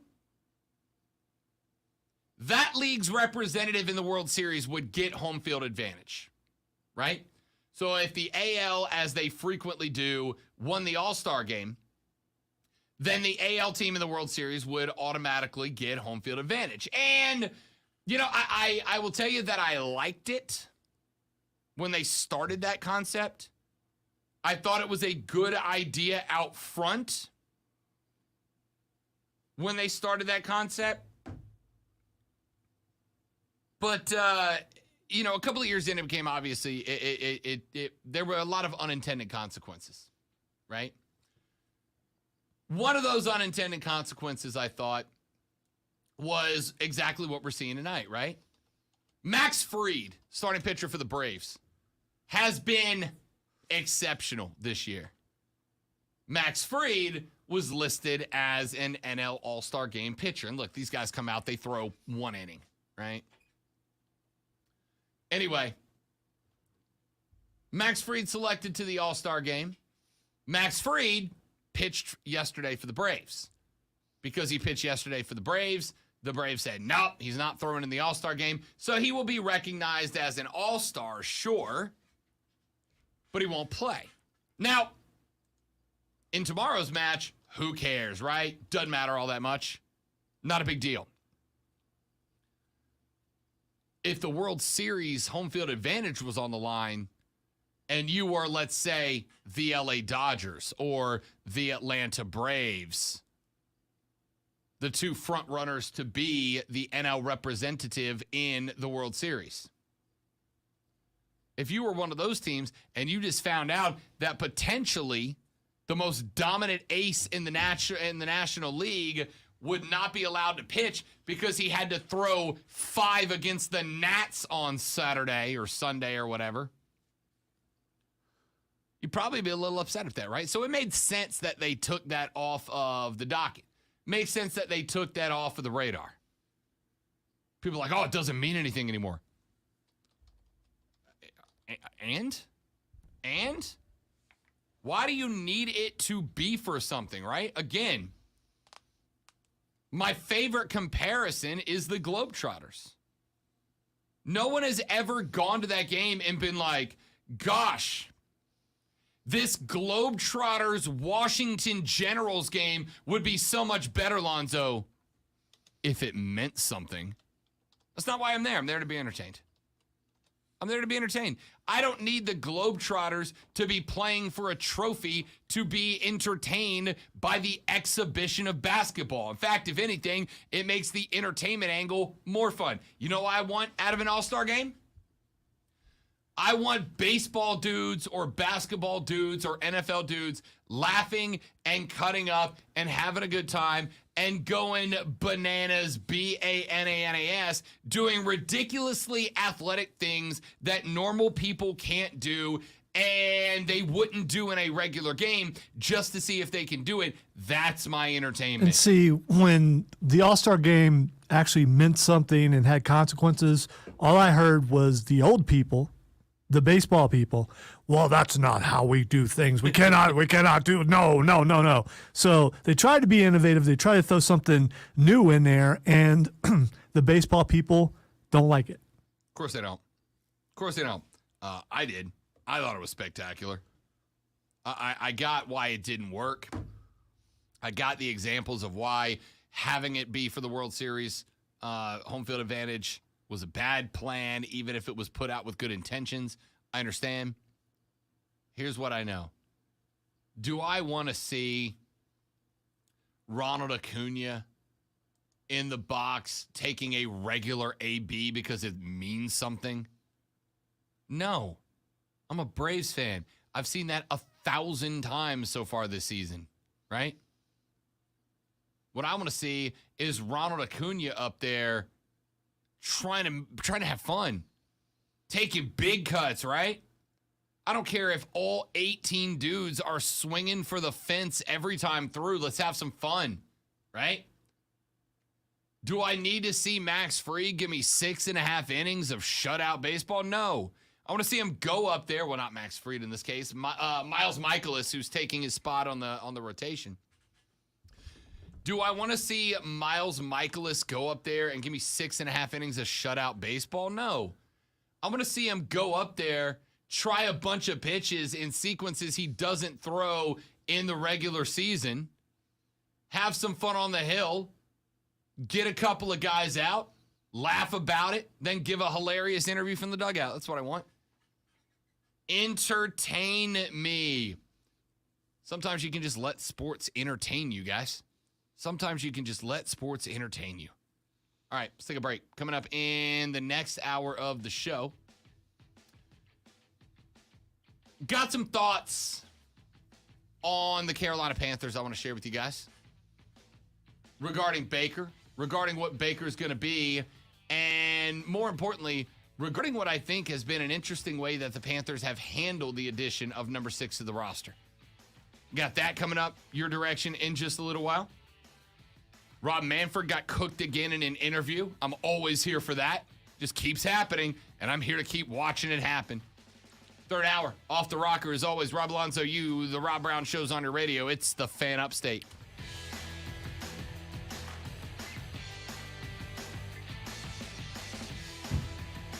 Yeah, Keegan. You picked a good one to go to, my guy. We talked about it on the show Saturday with Cody. I'm like, poor Keegan is going to watch the Mets get slaughtered, or the Cubs get slaughtered by the Mets. You picked a good one to go to. How was Wrigley, by the way? Was it everything I dreamed it would be and more? Please say yes.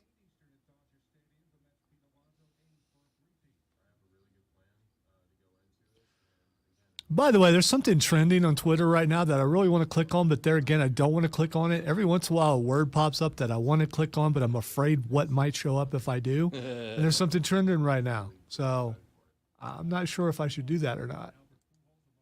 What's the worst that happens, Lonzo? You get fired? Absolutely, that is the worst that would happen. But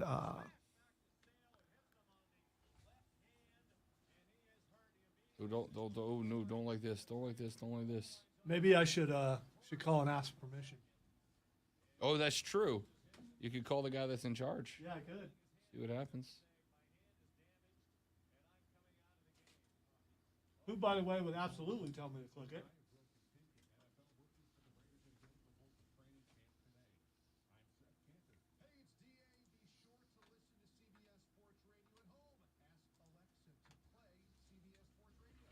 What class are you playing as? Wizard. I'm a wizard! Why not? Don't judge me. Don't wizard shame me. Don't class shame me.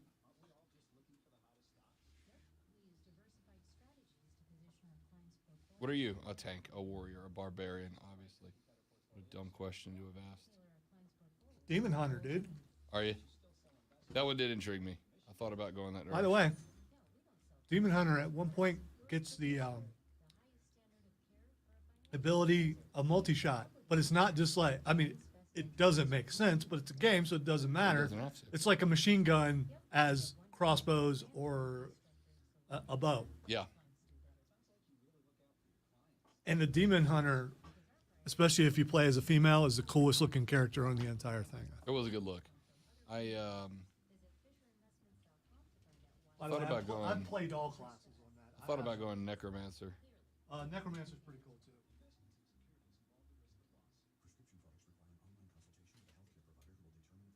Wizard is my least favorite.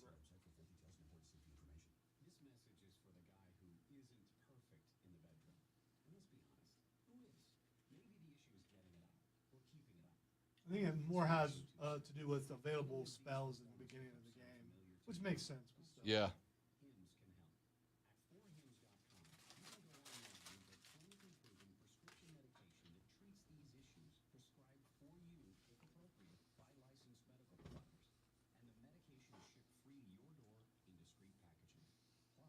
You know what I don't love that I'm finding? Apparently, you can only hold like 3. I guess I got to increase my inventory, but you can only hold 3 healing potions at a time. which I most certainly need more of than that. If you play like Diablo 3 on console or on computer, it's unlimited health potions. Yeah, I need that. 4 is getting ready to come out. It's going to be great.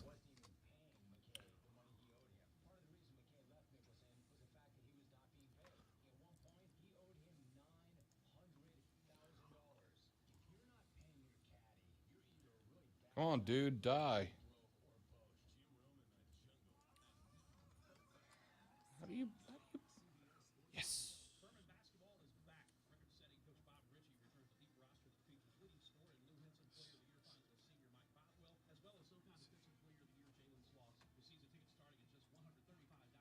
Gotcha. Bye, Felicia.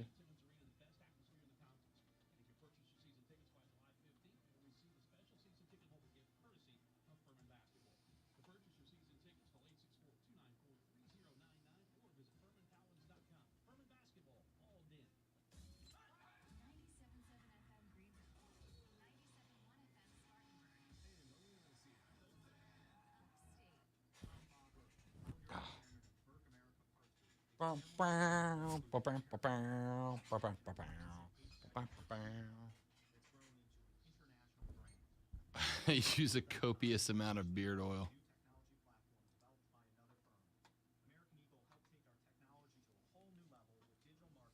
The little lobby, I guess not lobby, that's not the right word, but the little area you hang out in between jumping into the world to go places is like freaking stacked with bad guys.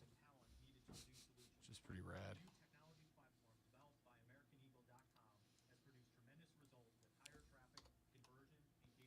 Now you got me wanting to play it more.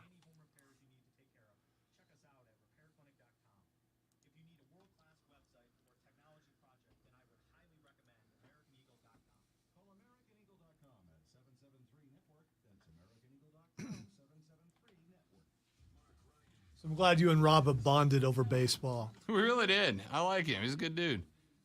He's also a big MMA fan. Yeah, he told me. And obviously we know wrestling.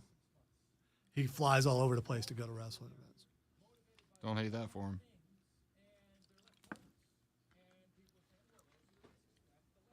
Does my health regen as I go? Yes, it does. Yeah. Cool. As long as you don't get hit anymore. QC Kinetics in first break. QC, how loud do you have your headphones? QC Very. Kinetics in the first break.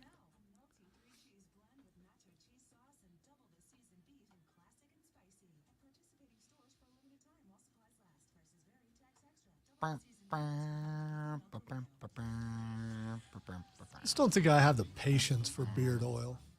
Or maybe I just don't care. I don't know if that's what it is. I don't know if it would do anything for me. Mine just, yeah.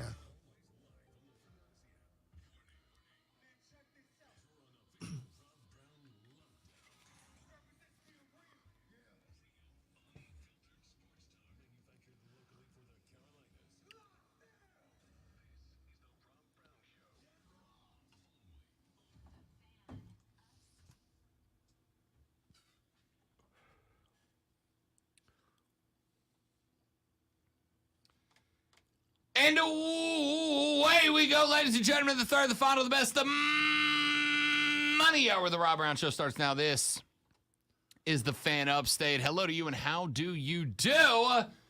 Upstate South Carolina. Rob Brown, the great one, Lonzo with you. Phone lines open, 844-FAN, phone 844-FANFONE, 844-FAN phone. You can text us on the Preferred Home Services text line at 71307. Start your text with FAN, F-A-M. We'll read them on the air. And, of course, tweet us at The Rob Brown Show. You can tweet us at Lonzo on Word. You can tweet everybody at The Station at The Fan Upstate. And join us on the Facebook stream, facebook.com/TheFanUpstate. You can watch the show live there. You can also check us out on YouTube by searching, liking, subscribing to The Rob Brown Show.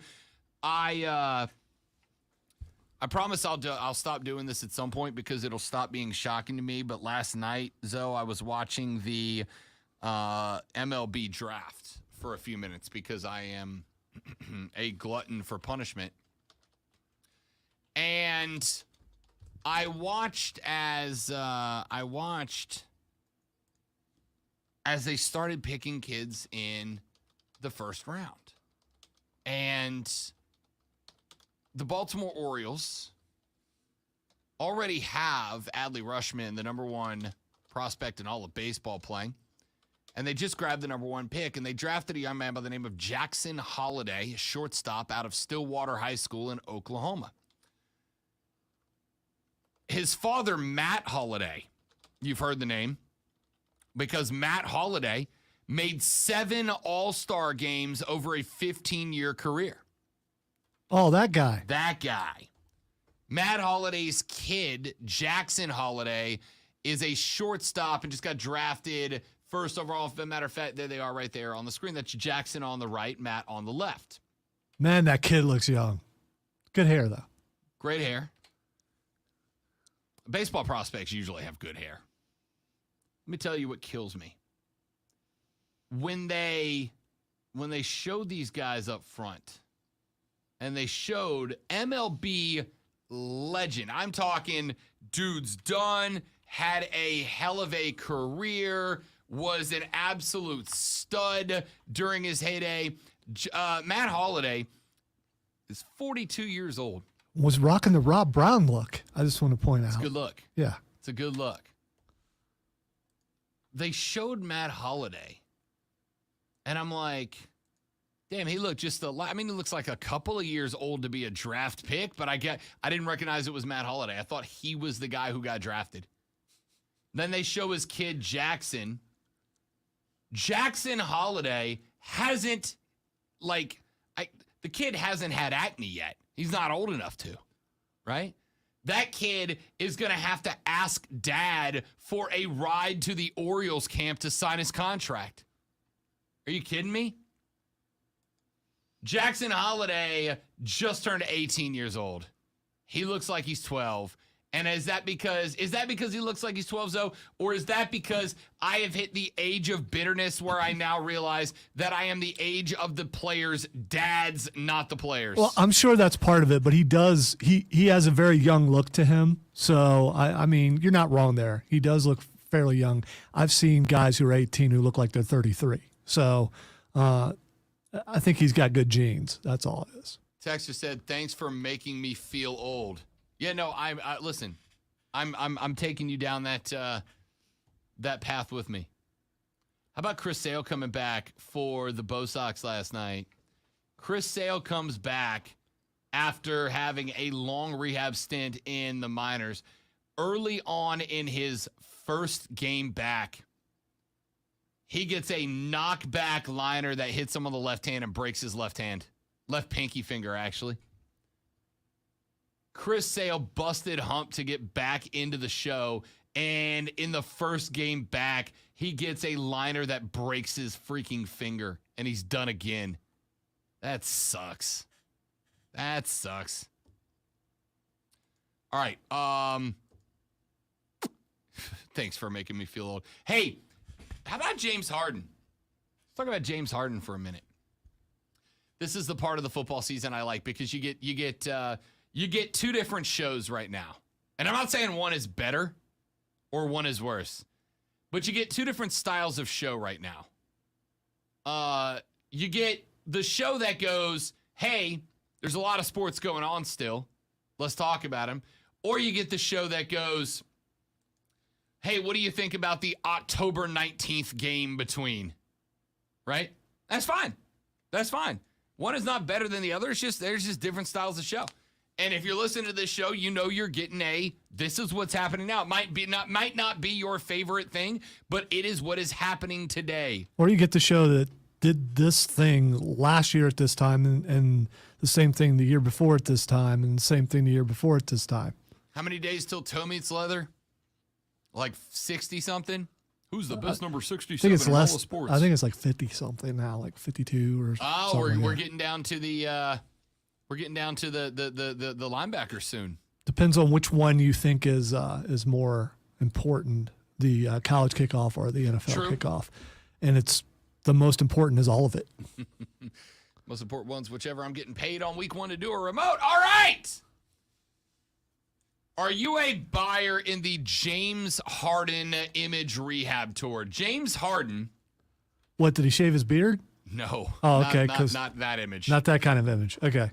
James Harden and the 76ers are ironing out the final details of a contract that will add a 1+1, 1 year of team option, 1 year of his option onto his contract as it is. And it's being reported that James Harden is about to take around a $15 million pay cut. So that, as according to reports, Jay Harden told Daryl Morey, president of the Sixers, that $15 million he expects to be used to improve the roster for the 76ers, to make the roster better for the 76ers. That's what the reports are. That's what we're being told is the reason Harden took the I think Harden understands that post the Brooktown meltdown, right? One of the things that has happened over the past few years, and I wonder how many of you like this, don't like it, care about it, don't care about it. You and I have talked about this quite a bit, Lonzo. The NBA is less about teams and more about individual players now, right? Younger fans don't follow teams as much as older fans do. Younger fans follow players. They root for players the way that we root for teams. I'm a big Pels guy. If you're wearing red, blue, and gold, you're my guy. And if you're not, you're not. You can come in for a year. I got your back for a year. You can come in for a career. You're my favorite guy ever. But once you're gone, you're gone. You're not that guy anymore. Now, younger players or younger fans, they root for players more than teams, right? Somebody asked on CBS Sports Radio over the weekend, they're like, I don't understand why it is that so many players are jumping teams. What don't they understand? They're getting paid more money. Did they really sound like that? No, that was me being a jerk. Okay, all right. They're like, players are canceling out. Well, it's a national show, so there's a good shot that maybe someone sounded True. that way. That's the reason why. Yeah. True. They asked the question. They said, why are so many players hopping contracts? Why are players opting out of contracts or walking away from contracts? And the answer is because other teams will give them bigger contracts. And they can, right? That's the reason. We've heard the discussion of loyalty, right? It should be loyalty. We want Look, the new age is rooting for players, not rooting for teams, right? Now, when we grew up, you got told, taught, whatever, that you stuck with a team that represented you, right? For whatever reason, you elected that they represent you. Kids nowadays like to pick players that the players represent them, right? The players represent them. For whatever reason, they elect the players represent them. It is the exact same thing that led us to be fans of teams, leads the next generation to be fans of players. It's the exact same sentimentality behind it. It's just a different target. See, I can't be critical of that because that's me in the NBA. That's been me forever. Sure. And obviously, I'm not a kid, but I've always picked a player, and that's the guy who I follow in the NBA. It's never been about team in the NBA. Sure. I'm the opposite. I've always been let me phrase that. For my younger, more formative years, I was a Celtics fan. But I was a Celtics fan for two reasons. Not because of the team. I had never been to Boston, literally until last year, as a matter of fact. I'd never been to Boston. I had nothing in common with Boston, except for the fact that I was Irish Catholic. Now you got that song stuck in my head, and I'm probably one of the only people who know what it is. Shipping up to Boston? No. Whoa, whoa, whoa. Please come to Boston. Please come to, okay. She said no. Yep. So I grew up a Boston fan for two reasons. I grew up a Boston fan because my Uncle Mike was a big Boston guy. And I grew up a Boston fan because my Uncle Mike had me watching Larry Legend tapes when I was a kid. See, my Uncle Millis, big Celtics fan, watched it all the time to the point where I didn't like the Celtics because he did. You went the other direction, yes. yeah. See, my Uncle Mike was my basketball guy, right? Like, he's the one that taught me the game. It was my first love as a sport because of Mike was basketball. Therefore, grew up a Celtics fan and remained a Celtics fan for many, many years until basically Larry Bird had been gone so long that I'm like, I don't have a connection to this team anymore, right? Larry Bird played there when I was a child. That does nothing for me anymore. So, like every other kid in America in the 90s, who was I a fan of next? Michael Jordan. The Chicago Bulls. But exactly right. I wasn't a fan of the Bulls. I was a fan of Jordan and Pippen and Rodman and Kukoc. And Stock. Same here. That's all right. I got one on your show Saturday, so you we're did. even. You did. Same here. I used to have a ton of Bulls gear because of Jordan. Absolutely. And yeah, I like Kukoc too. I know some people don't give him enough credit. I love Tony Kukoc. I did as a kid. Right? So we were fans of Jordan and Pippen and Rodman and Kerr, not of the Bulls. And when Jordan and Co. broke up and the Bulls left, I wasn't a Bulls guy anymore. Yeah, I got a Michael Jordan jersey hanging in my closet still. I'm not a Bulls fan. I'm a Jordan guy. That's a jersey I have for the name on the back, not the name on the front. There's nothing wrong with that. And that has been a big reason that NBA guys are jumping around teams as often as they do, right? It is because of the fact that they know that a solid chunk of the fan base that is built around them, around their brand, it's going to follow them wherever they go, right? It's going to follow them wherever they go. Durant knows he's got a solid chunk of his fans that aren't Brooklyn fans. They're KD fans. And if KD ends up in Phoenix, like I think he's probably going to next year, now there's KD fans that are Phoenix fans. LeBron knows that when he leaves LA to go wherever Bronny is playing to do a father-son duo, guys like Zoe, right? They're not going to go, oh, man, I wish Bron would have stayed a Lakers so I could still like him. They're going to just be fans of whoever LeBron is next. And the only difference between the kids who make that reality possible and the older fans is the target of their passion. You, me included, by the way, I'm a Pels guy. Why? Because they play in NOLA. But remember, pre-Chris Paul and the Hornets, when Charlotte moved there, thank you very much, when Charlotte moved to New Orleans, and Chris Paul, CP3, and coach showed out. Before that, I was an NBA fan, though. I was like Rob Lowe at the... You never see the meme of Rob Lowe at the NFL game where he's wearing a black hat that has the NFL logo on it, and everybody's like, dude, Rob, just... I was an NBA fan. I was a basketball fan. I had players I was a fan of. I didn't have a team. There was no team that represented me, right? I had liked Boston when I was a kid, but I wasn't connected to them anymore. I liked Chicago in the 90s because I was a Jordan kid like everybody else, but I wasn't still a fan of theirs, right? I was a huge fan of Dirk Nowitzki for a long time because I played the same style 4 game as Dirk, right? Loved Dirk, but I wasn't a Mavs fan. I was a Dirk fan. Kids now are the same way.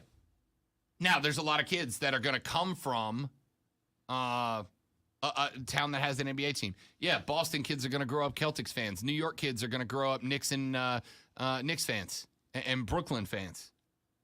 LA fans are going to grow up, LA kids are going to grow up Lakers fans and Clippers fans. But it's also welcome to have players that you like outside of your team too, right?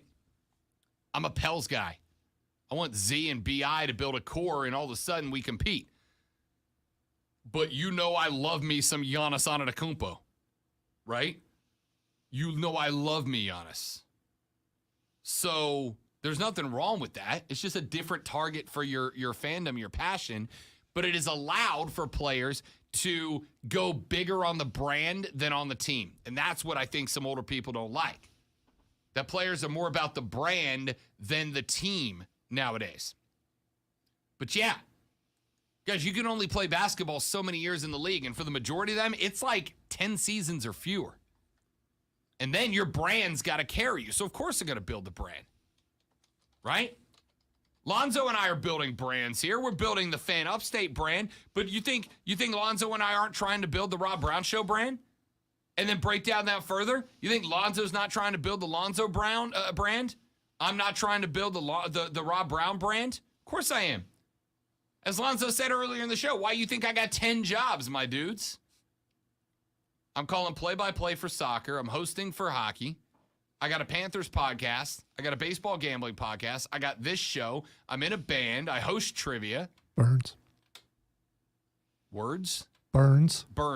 I'm the play-by-play voice of Burns High School. Thank you for reminding me. He's got so many jobs. I forget them all. He can't even remember how many he's got. Legit. Hey, it's because it hasn't started yet. Any of my 10 bosses listening, if I ever just don't show up for work, just text me. I'm close. No, don't text him. Just go find him. Yeah, that's a better idea. There's a reason I got that. That literally is 8 jobs, by the way. I was counting. That's literally 8 jobs, right? 9 if you include helping the lady friend out with her job by like taking photos and stuff like that. And 9 jobs right now, right? There's a reason for that. And the growing paycheck is nice, but I got a brand I'm trying to build to become somebody. That's what NBA players are doing. It's the same thing. The difference is, unless I screw up drastically, there's not really a shelf life on this gig. It's just one day you can't do it anymore, but it's not like at 32 you're aged out of radio. No, in fact, if you ask older guys, you're not your best until you're in your 50s and you can be angry. Right?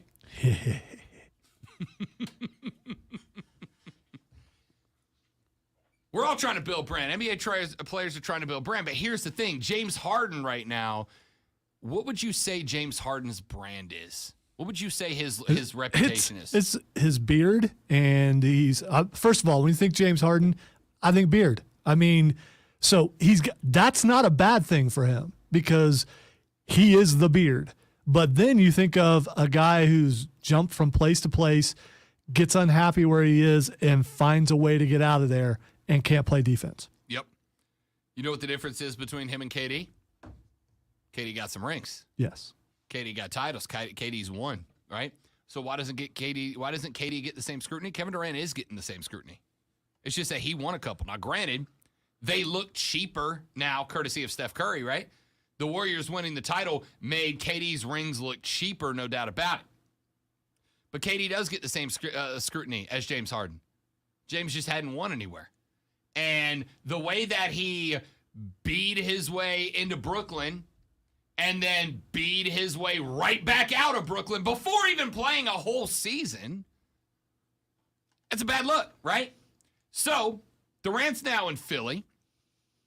Philly, unfortunately, did not live up to what they wanted to be.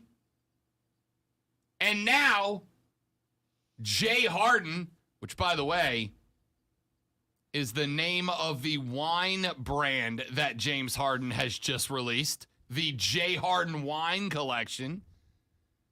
I think Jay Harden is recognizing if you are an NBA player, you can sell stuff.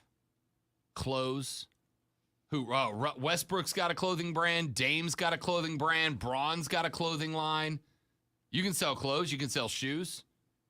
You can sell art. You can sell NFTs. No one should have ever bought an NFT, and nobody sold them harder than NBA players. And they sold and made a lot of money off of it, right? Harden recognizes that as an NBA player with a good brand, you can sell anything you want. You can do it till you die. Charles Barkley. Problem is you got to have a good image to do it. James Harden, I think, has hit the point where he realized, my image isn't great. My image isn't great right now. So if I want to sell Jay Harden wine, I need to go rectify my image. What's a good way for him to do it? I'll take 15 mil less so I look like a team player here in Philly. I complained my way here, so I better make it look like I want to be here. I'll take 15 mil less, makes me look like a team player. I will publicly and in the media say that 15 mil should be used to make the roster better so I look like I care about competition, and you better play the best basketball you've played in a couple of years coming out next year for Philly if you've done this. If he does that, and Philly makes a run next year and doesn't get bounced in the second or the first round like they have historically since Joel Embiid got there, then James Harden all of a sudden revamps the image, and now people will buy J. Harden wines. It's a PR move. So it's a good one. It's a good one. Calling it what it is does not mean that I'm saying it's a bad move, but it's a PR move and not much else for James Harden. Good luck. Good luck. I don't believe tigers change stripes or leopards change spots or Hardens change beards. At the end of the day, James Harden is who James Harden is. And at the end of the day, who James Harden is going to come out on the basketball court for Philly next year. You just better hope that $15 million you're putting into the team is utilized widely to fill in the gaps around you, my guy. How many more seasons is Harden in Philly? I think he's on a quest to play for every single team before his career is over. I don't know, man. What happens if Philly sucks this year? Is he playing his way back out? I mean, they won't. They won't. They were getting to the finals with pain in the ass Ben Simmons and Joel. Why doesn't he complain his way to a good team? How many good teams want him? That could be I bet LA would take him. Right now? Probably. They got Westbrook eating up all that money, remember? Right? I mean, maybe if they didn't have to worry about Russell Westbrook. Texter says, wait, Zoe took Rob's last name in this marriage? That was one of my funnier misspeaks a minute ago. Good catch. Texter says Harden has clearly lost a step, so hopefully he's being rational, unlike his former teammate, Russell Westbrook. Yeah. Russ thinks that Russ is a top 2 point guard in the league. Russ is not. Russ hit the side of the basket more times than the bottom of the net last year. But Russ wants top tier treatment. Again, I think this is a rehab PR move for Harden. Did it work? We'll find out. And finally, Texter says, more like L. Harden wines, am I right? Yeah, you're right. Text us your hilariously smart-ass text to 71307. Start your text with FAN, F-A-N. We'll read them on the air. Let's take a break. We're back after this. A couple of segments left on a Monday edition of the Rob Brown Show with the Fan Upstate. QC.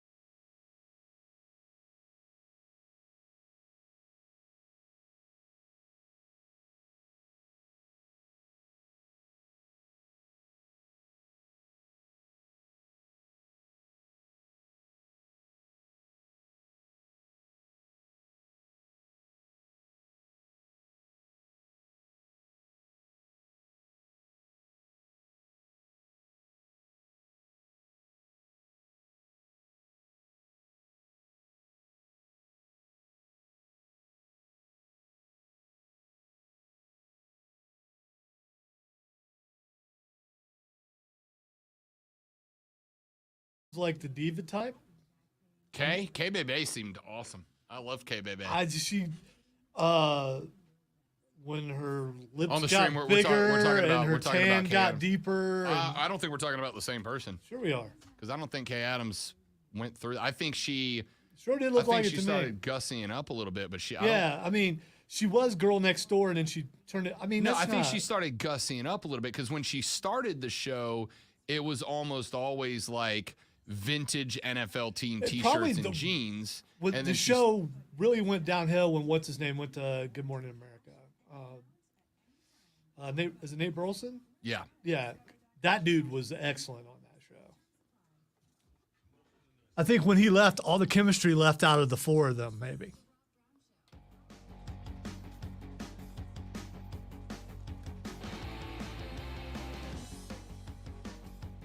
Is there a sport that you pay more attention to an athlete than a team, or more attention to an athlete than the sport as a whole, right? I mean, there's obviously some outliers. If I say skateboarding, right, depending on your age, you've got a name or two you might throw out there. If you're my age, Tony Hawk. Tony Hawk, yeah.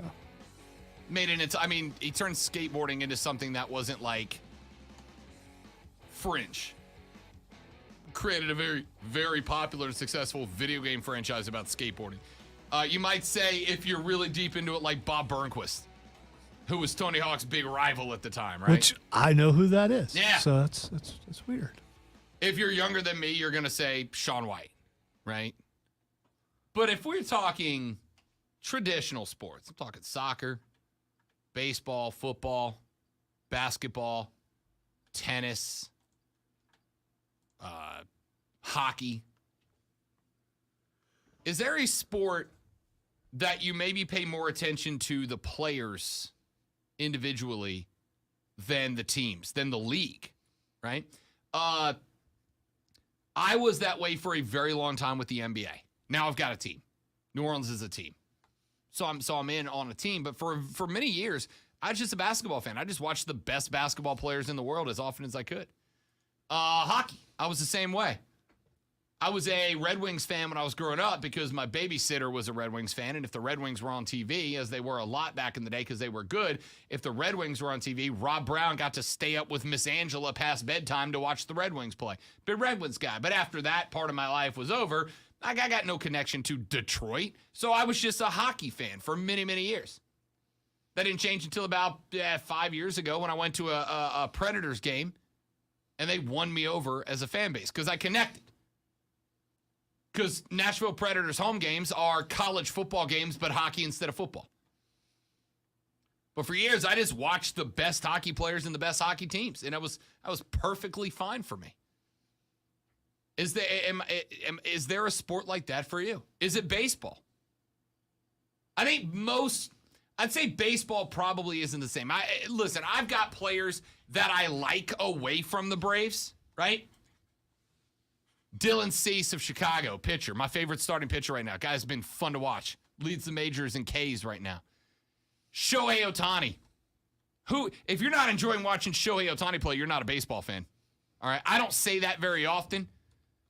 Yes, it drives me crazy when people go, I'm the arbiter of fan card. No, you're not.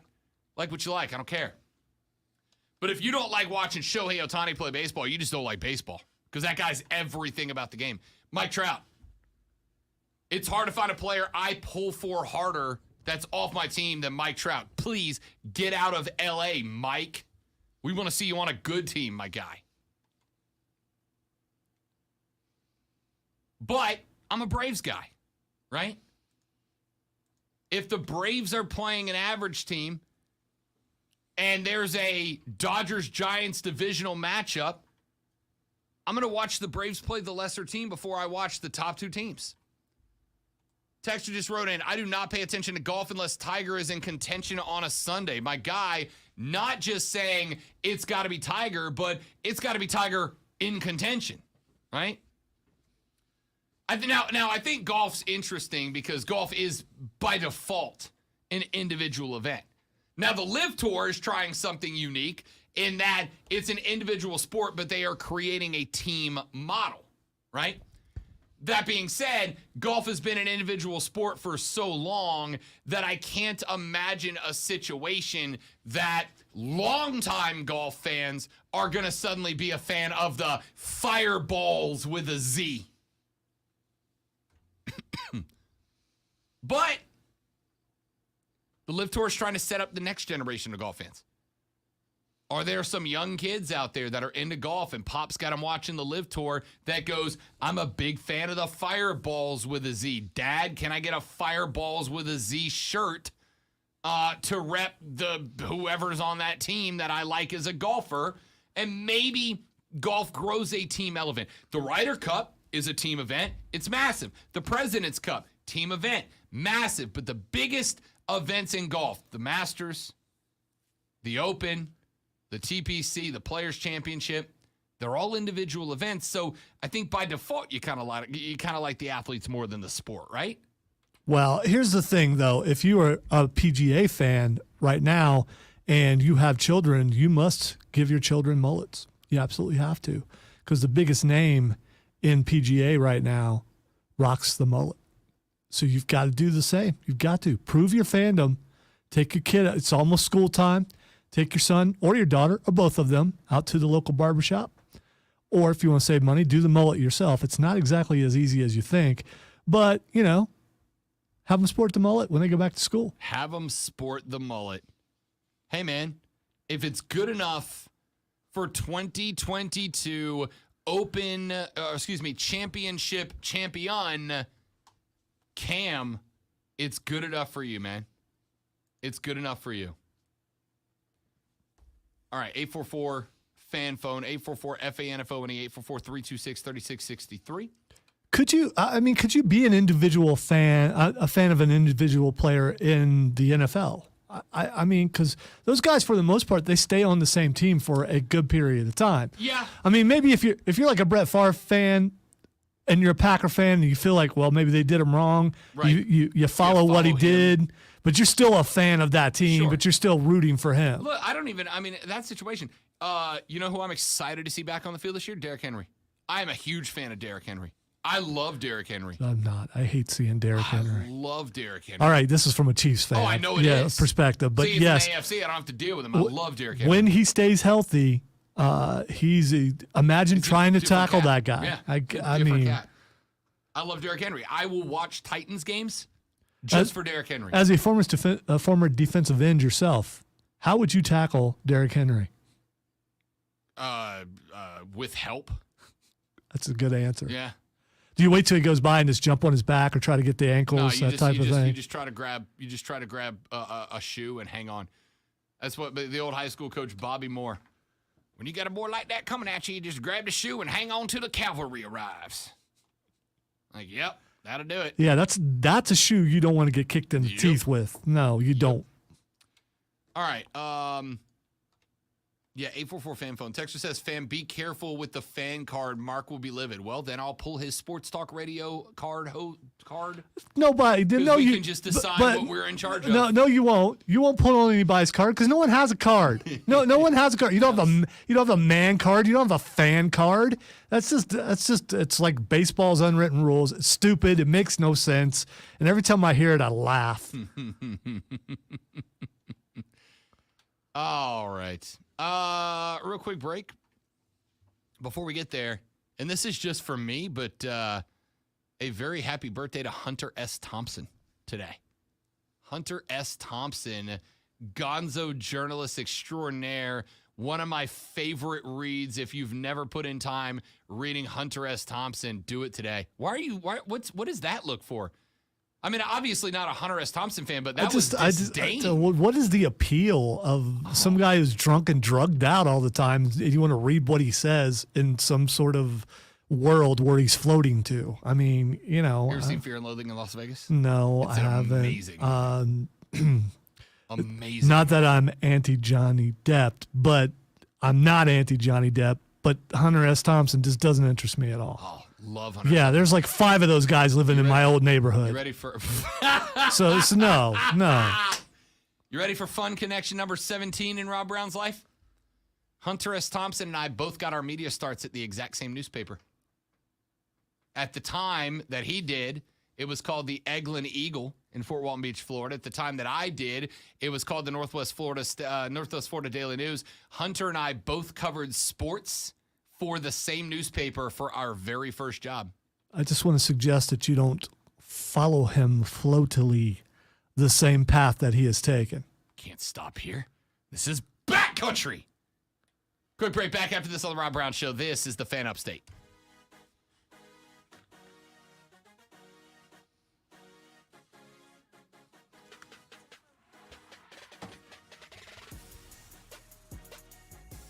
Hunter S. Thompson.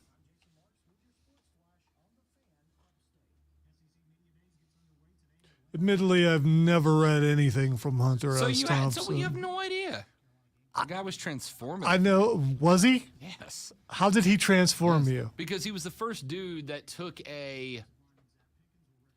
who was able to cover events like not just a normal person, but a person going through life. He wrote from the perspective of somebody who was going through a thing. And it was great. Was he aware he was going through a thing, though, while he was there?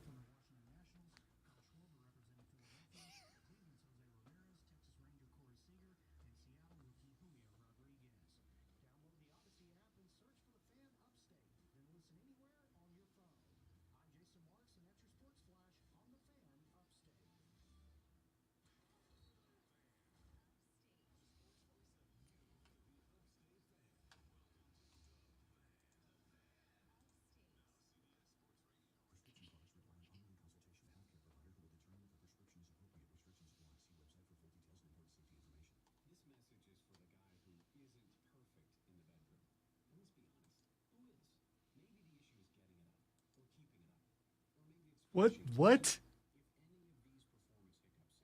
Really? Okay.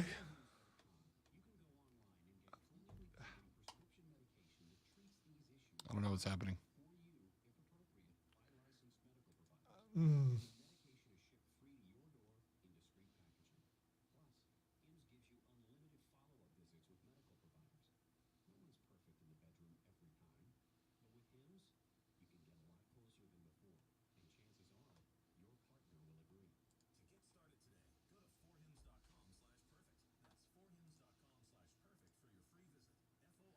Doesn't matter. My problems with the spot, you would have no problems with. So. Okay.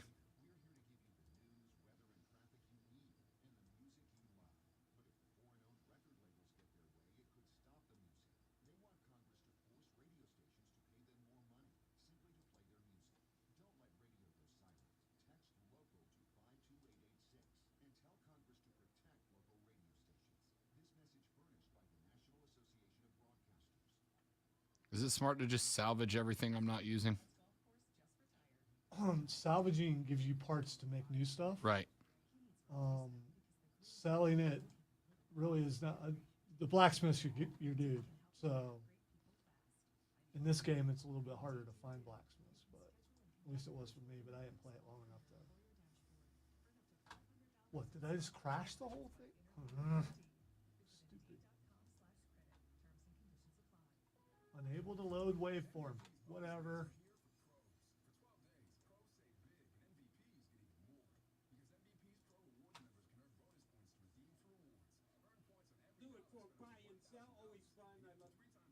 But yeah, I would sell more than, I would salvage more than I would sell.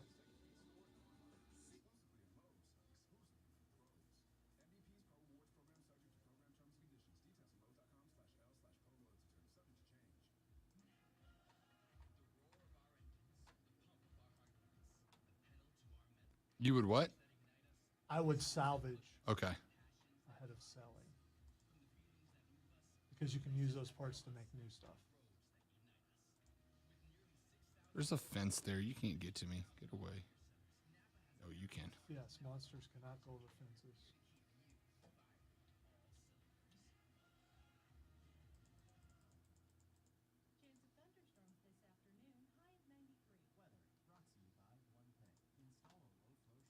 I No, Napa doesn't care, but I'm not real fond of their new. Did they change the jingle? You've sat through 2 Napa commercials and paying haven't heard attention either once. one. Yeah, they did.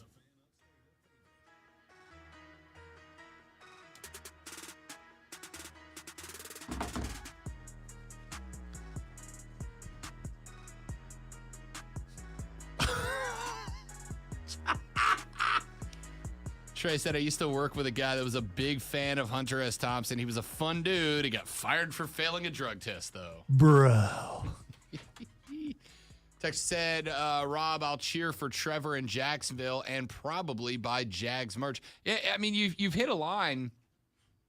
You've hit a real mark when you are such a fan of a dude that you adopt that team, right? Like, I was never a Jags fan, but now Trevor is there. Yeah. So I'm a Jags fan. But Texter, will you also root for Cleveland? I'm gonna, Because I'm guessing you're a Clemson fan. Yeah. But I mean, maybe you are just a Trevor fan. It's possible. Fair question. Fair question. All right. So we talked a little bit of James Harden. We talked about Cam Smith with the dub in the Open Championship earlier. That was big. We are right. By the way, have you been following this Lamar Jackson story at all? Lamar, I will tell you one thing that I am fine with. I will be fine if we can stop with the cryptic social media stuff from athletes, right? Like, I understand. Yeah, that's not the we've only just begun. I know we're with well that. past that point. Yeah. There's no coming back from where we are. But the cryptic social media stuff kills me, right? Like, I'm a 37-year-old man. I get on Twitter and I see friends of mine. Dude, you just went old man. You started. No, I got a point for this. I'm a 37-year-old man. So I'm a 37-year-old man. And every now and then, with like friends of mine, and I used to be guilty of this for the record, I do have to very frequently remind myself that a lot of these athletes, they are 23, 24, 25 years old. And at 23, 24, 25 years old, like, I remember one time with a girlfriend that we got into a fight about something, and my immediate response, and this was the very, very early days of Facebook. No, this may have been MySpace. Facebook, I don't remember. Anyway, there was a song that opened with the line, I'm sorry I'm not perfect. You remember that song? It sounds familiar. It's But the internet didn't exist when I was that age. So, I mean, if it did, it would have been nothing but poetry for me. let's see. Upset poetry. Trying to remember this. I'm Depressing poetry. I'm like typing in lyrics. He's nodding while he's doing it, too. Because I'm singing the song in my head to see if I can. The Reason by Hoobastank. Remember that song? Okay. You didn't whine. That's why I didn't get it. Gotcha. Yeah, if you would have I whined. wasn't emo enough. I'm sorry. I remember- I'm not perfect. That's it. Yeah. I had a bad fight with a girlfriend, and of course immediately ran to Facebook and just posted the opening lyrics to The Reason by Hoobastank. Because that's deep when you're 25. Yeah. Right? There's 25. never a good reason to post quote Hoobastank? Hoobastank, yes. So I do have to remind. Yeah, there we go. We got like 4 texters that were like, Hoobastank! Yeah, I love some Hoobastank. We got Dishwalla lined up for you tomorrow. That's a hell of a reference, huh? So I got to remember that a lot of these athletes are 24, 25, but Lamar with the cryptic Instagram tweets while we're all waiting to see if he gets a new contract done or not. I'm so over it, dude. I'm so over it. And now, the Rob Brown Yes, Show you are. presents Twitter Time for Twitter trending topics where Lonzo I tell did that for Lonzo. Rob, no, I did it. I did it for the peeps. That's all I'm here for, yo. Time for Twitter trending topics where I tell Rob what is trending on the internet, and it's not Hoobastank or Dishwalla. Should be, could be. You never know. The first thing that's Dude, this song's still a banger. Still a banger. yeah, but Still a banger. I also only count blue cars. Let's see. Dabo is trending for that reason. Yes! For that reason. So this past weekend, I think it was on Saturday, Clemson held a football camp for women, which I think is a great idea. As a matter of fact, it is Yeah, a they- project of mine down the line to start one of those here for the Fan Up. Dabo does that every year, I believe. Yeah, and it's great. I applaud that. I think it's great. Dabo and Clemson get all the credit as far as It's I'm concerned. been controversial in the past, though. You should look it up. I most certainly will. I think the concept is a great one. If you are a fan who wants to get more into football, and that's a great way to do it, and feel like you are in a group of peers, I think it's awesome. Dabo rolls up to this bad boy in royal blue navy shorts, a hot pink shirt with a hot pink blazer over it. And I'm going to tell you the truth here, Zoe. That outfit, I'd wear it. I'd wear it. It's a good look. The problem, and I did not see this on Saturday when I showed you this, because Dabo came out in that outfit, and he, hit the gritty with it, which was pretty sick. He actually did it. It's a pretty decent gritty. He hit the gritty in his blue shorts, pink shirt, pink jacket. And I'm 100% good on that. It's a fine outfit. I'd wear that outfit. Dabo looked good. He looked clean. But then I saw the next, which was Dabo rocking the velvet pink gas station fedora. And you lost me, Dabo. I was in for the outfit. I was in for the gritty. I was in for the dance. I was in for the look. I also would go sit on a yacht and drink mimosas with you wearing that outfit. 100%. I'd even roll up the suit jacket sleeves to go with you. But the hot pink velvet gas station fedora, Dabo, just one step too far, man. Just one step. You know you've gone too far if Rob said no. Yeah. I showed Lonzo the outfit. I was like, haha, look at that. It's actually pretty sick. It's actually a pretty dope outfit. I would wear that outfit, but then I saw the one with the undersized hot pink gas station fedora, and I was like, nah, I'm out. All right, You went too far. we got time for one more. I'm going to go with Gunther. Walter. Why's he trending? I don't know. All right, there are comparison pictures of what he looked like before and what he looks like now. When he got to NXT, Yeah. You he was should bulky. No, you should look at the pictures now. It's amazing what he has done. Yeah.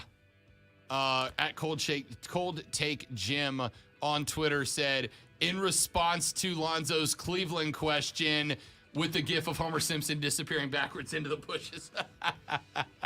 Well played. Gift game strong. I like it. That's it for us, ladies You and may gentlemen. not have to root for him this year, though, so it might be okay. Cleveland's about to sign another quarterback, so I'm not saying the writing's on the wall, but it's not on the wall. Jim Rome's in the jungle up next. Mark Ryan and Diesel take you off sides of 3 for Lonzo. My name is Rob Brown. Thank you so much for listening. Hope you enjoyed the show. Don't drink and drive. I'll punch you in the face, and we're back tomorrow to do it all over again on the Rob Brown Show and the Fan Upstate. Later, brother.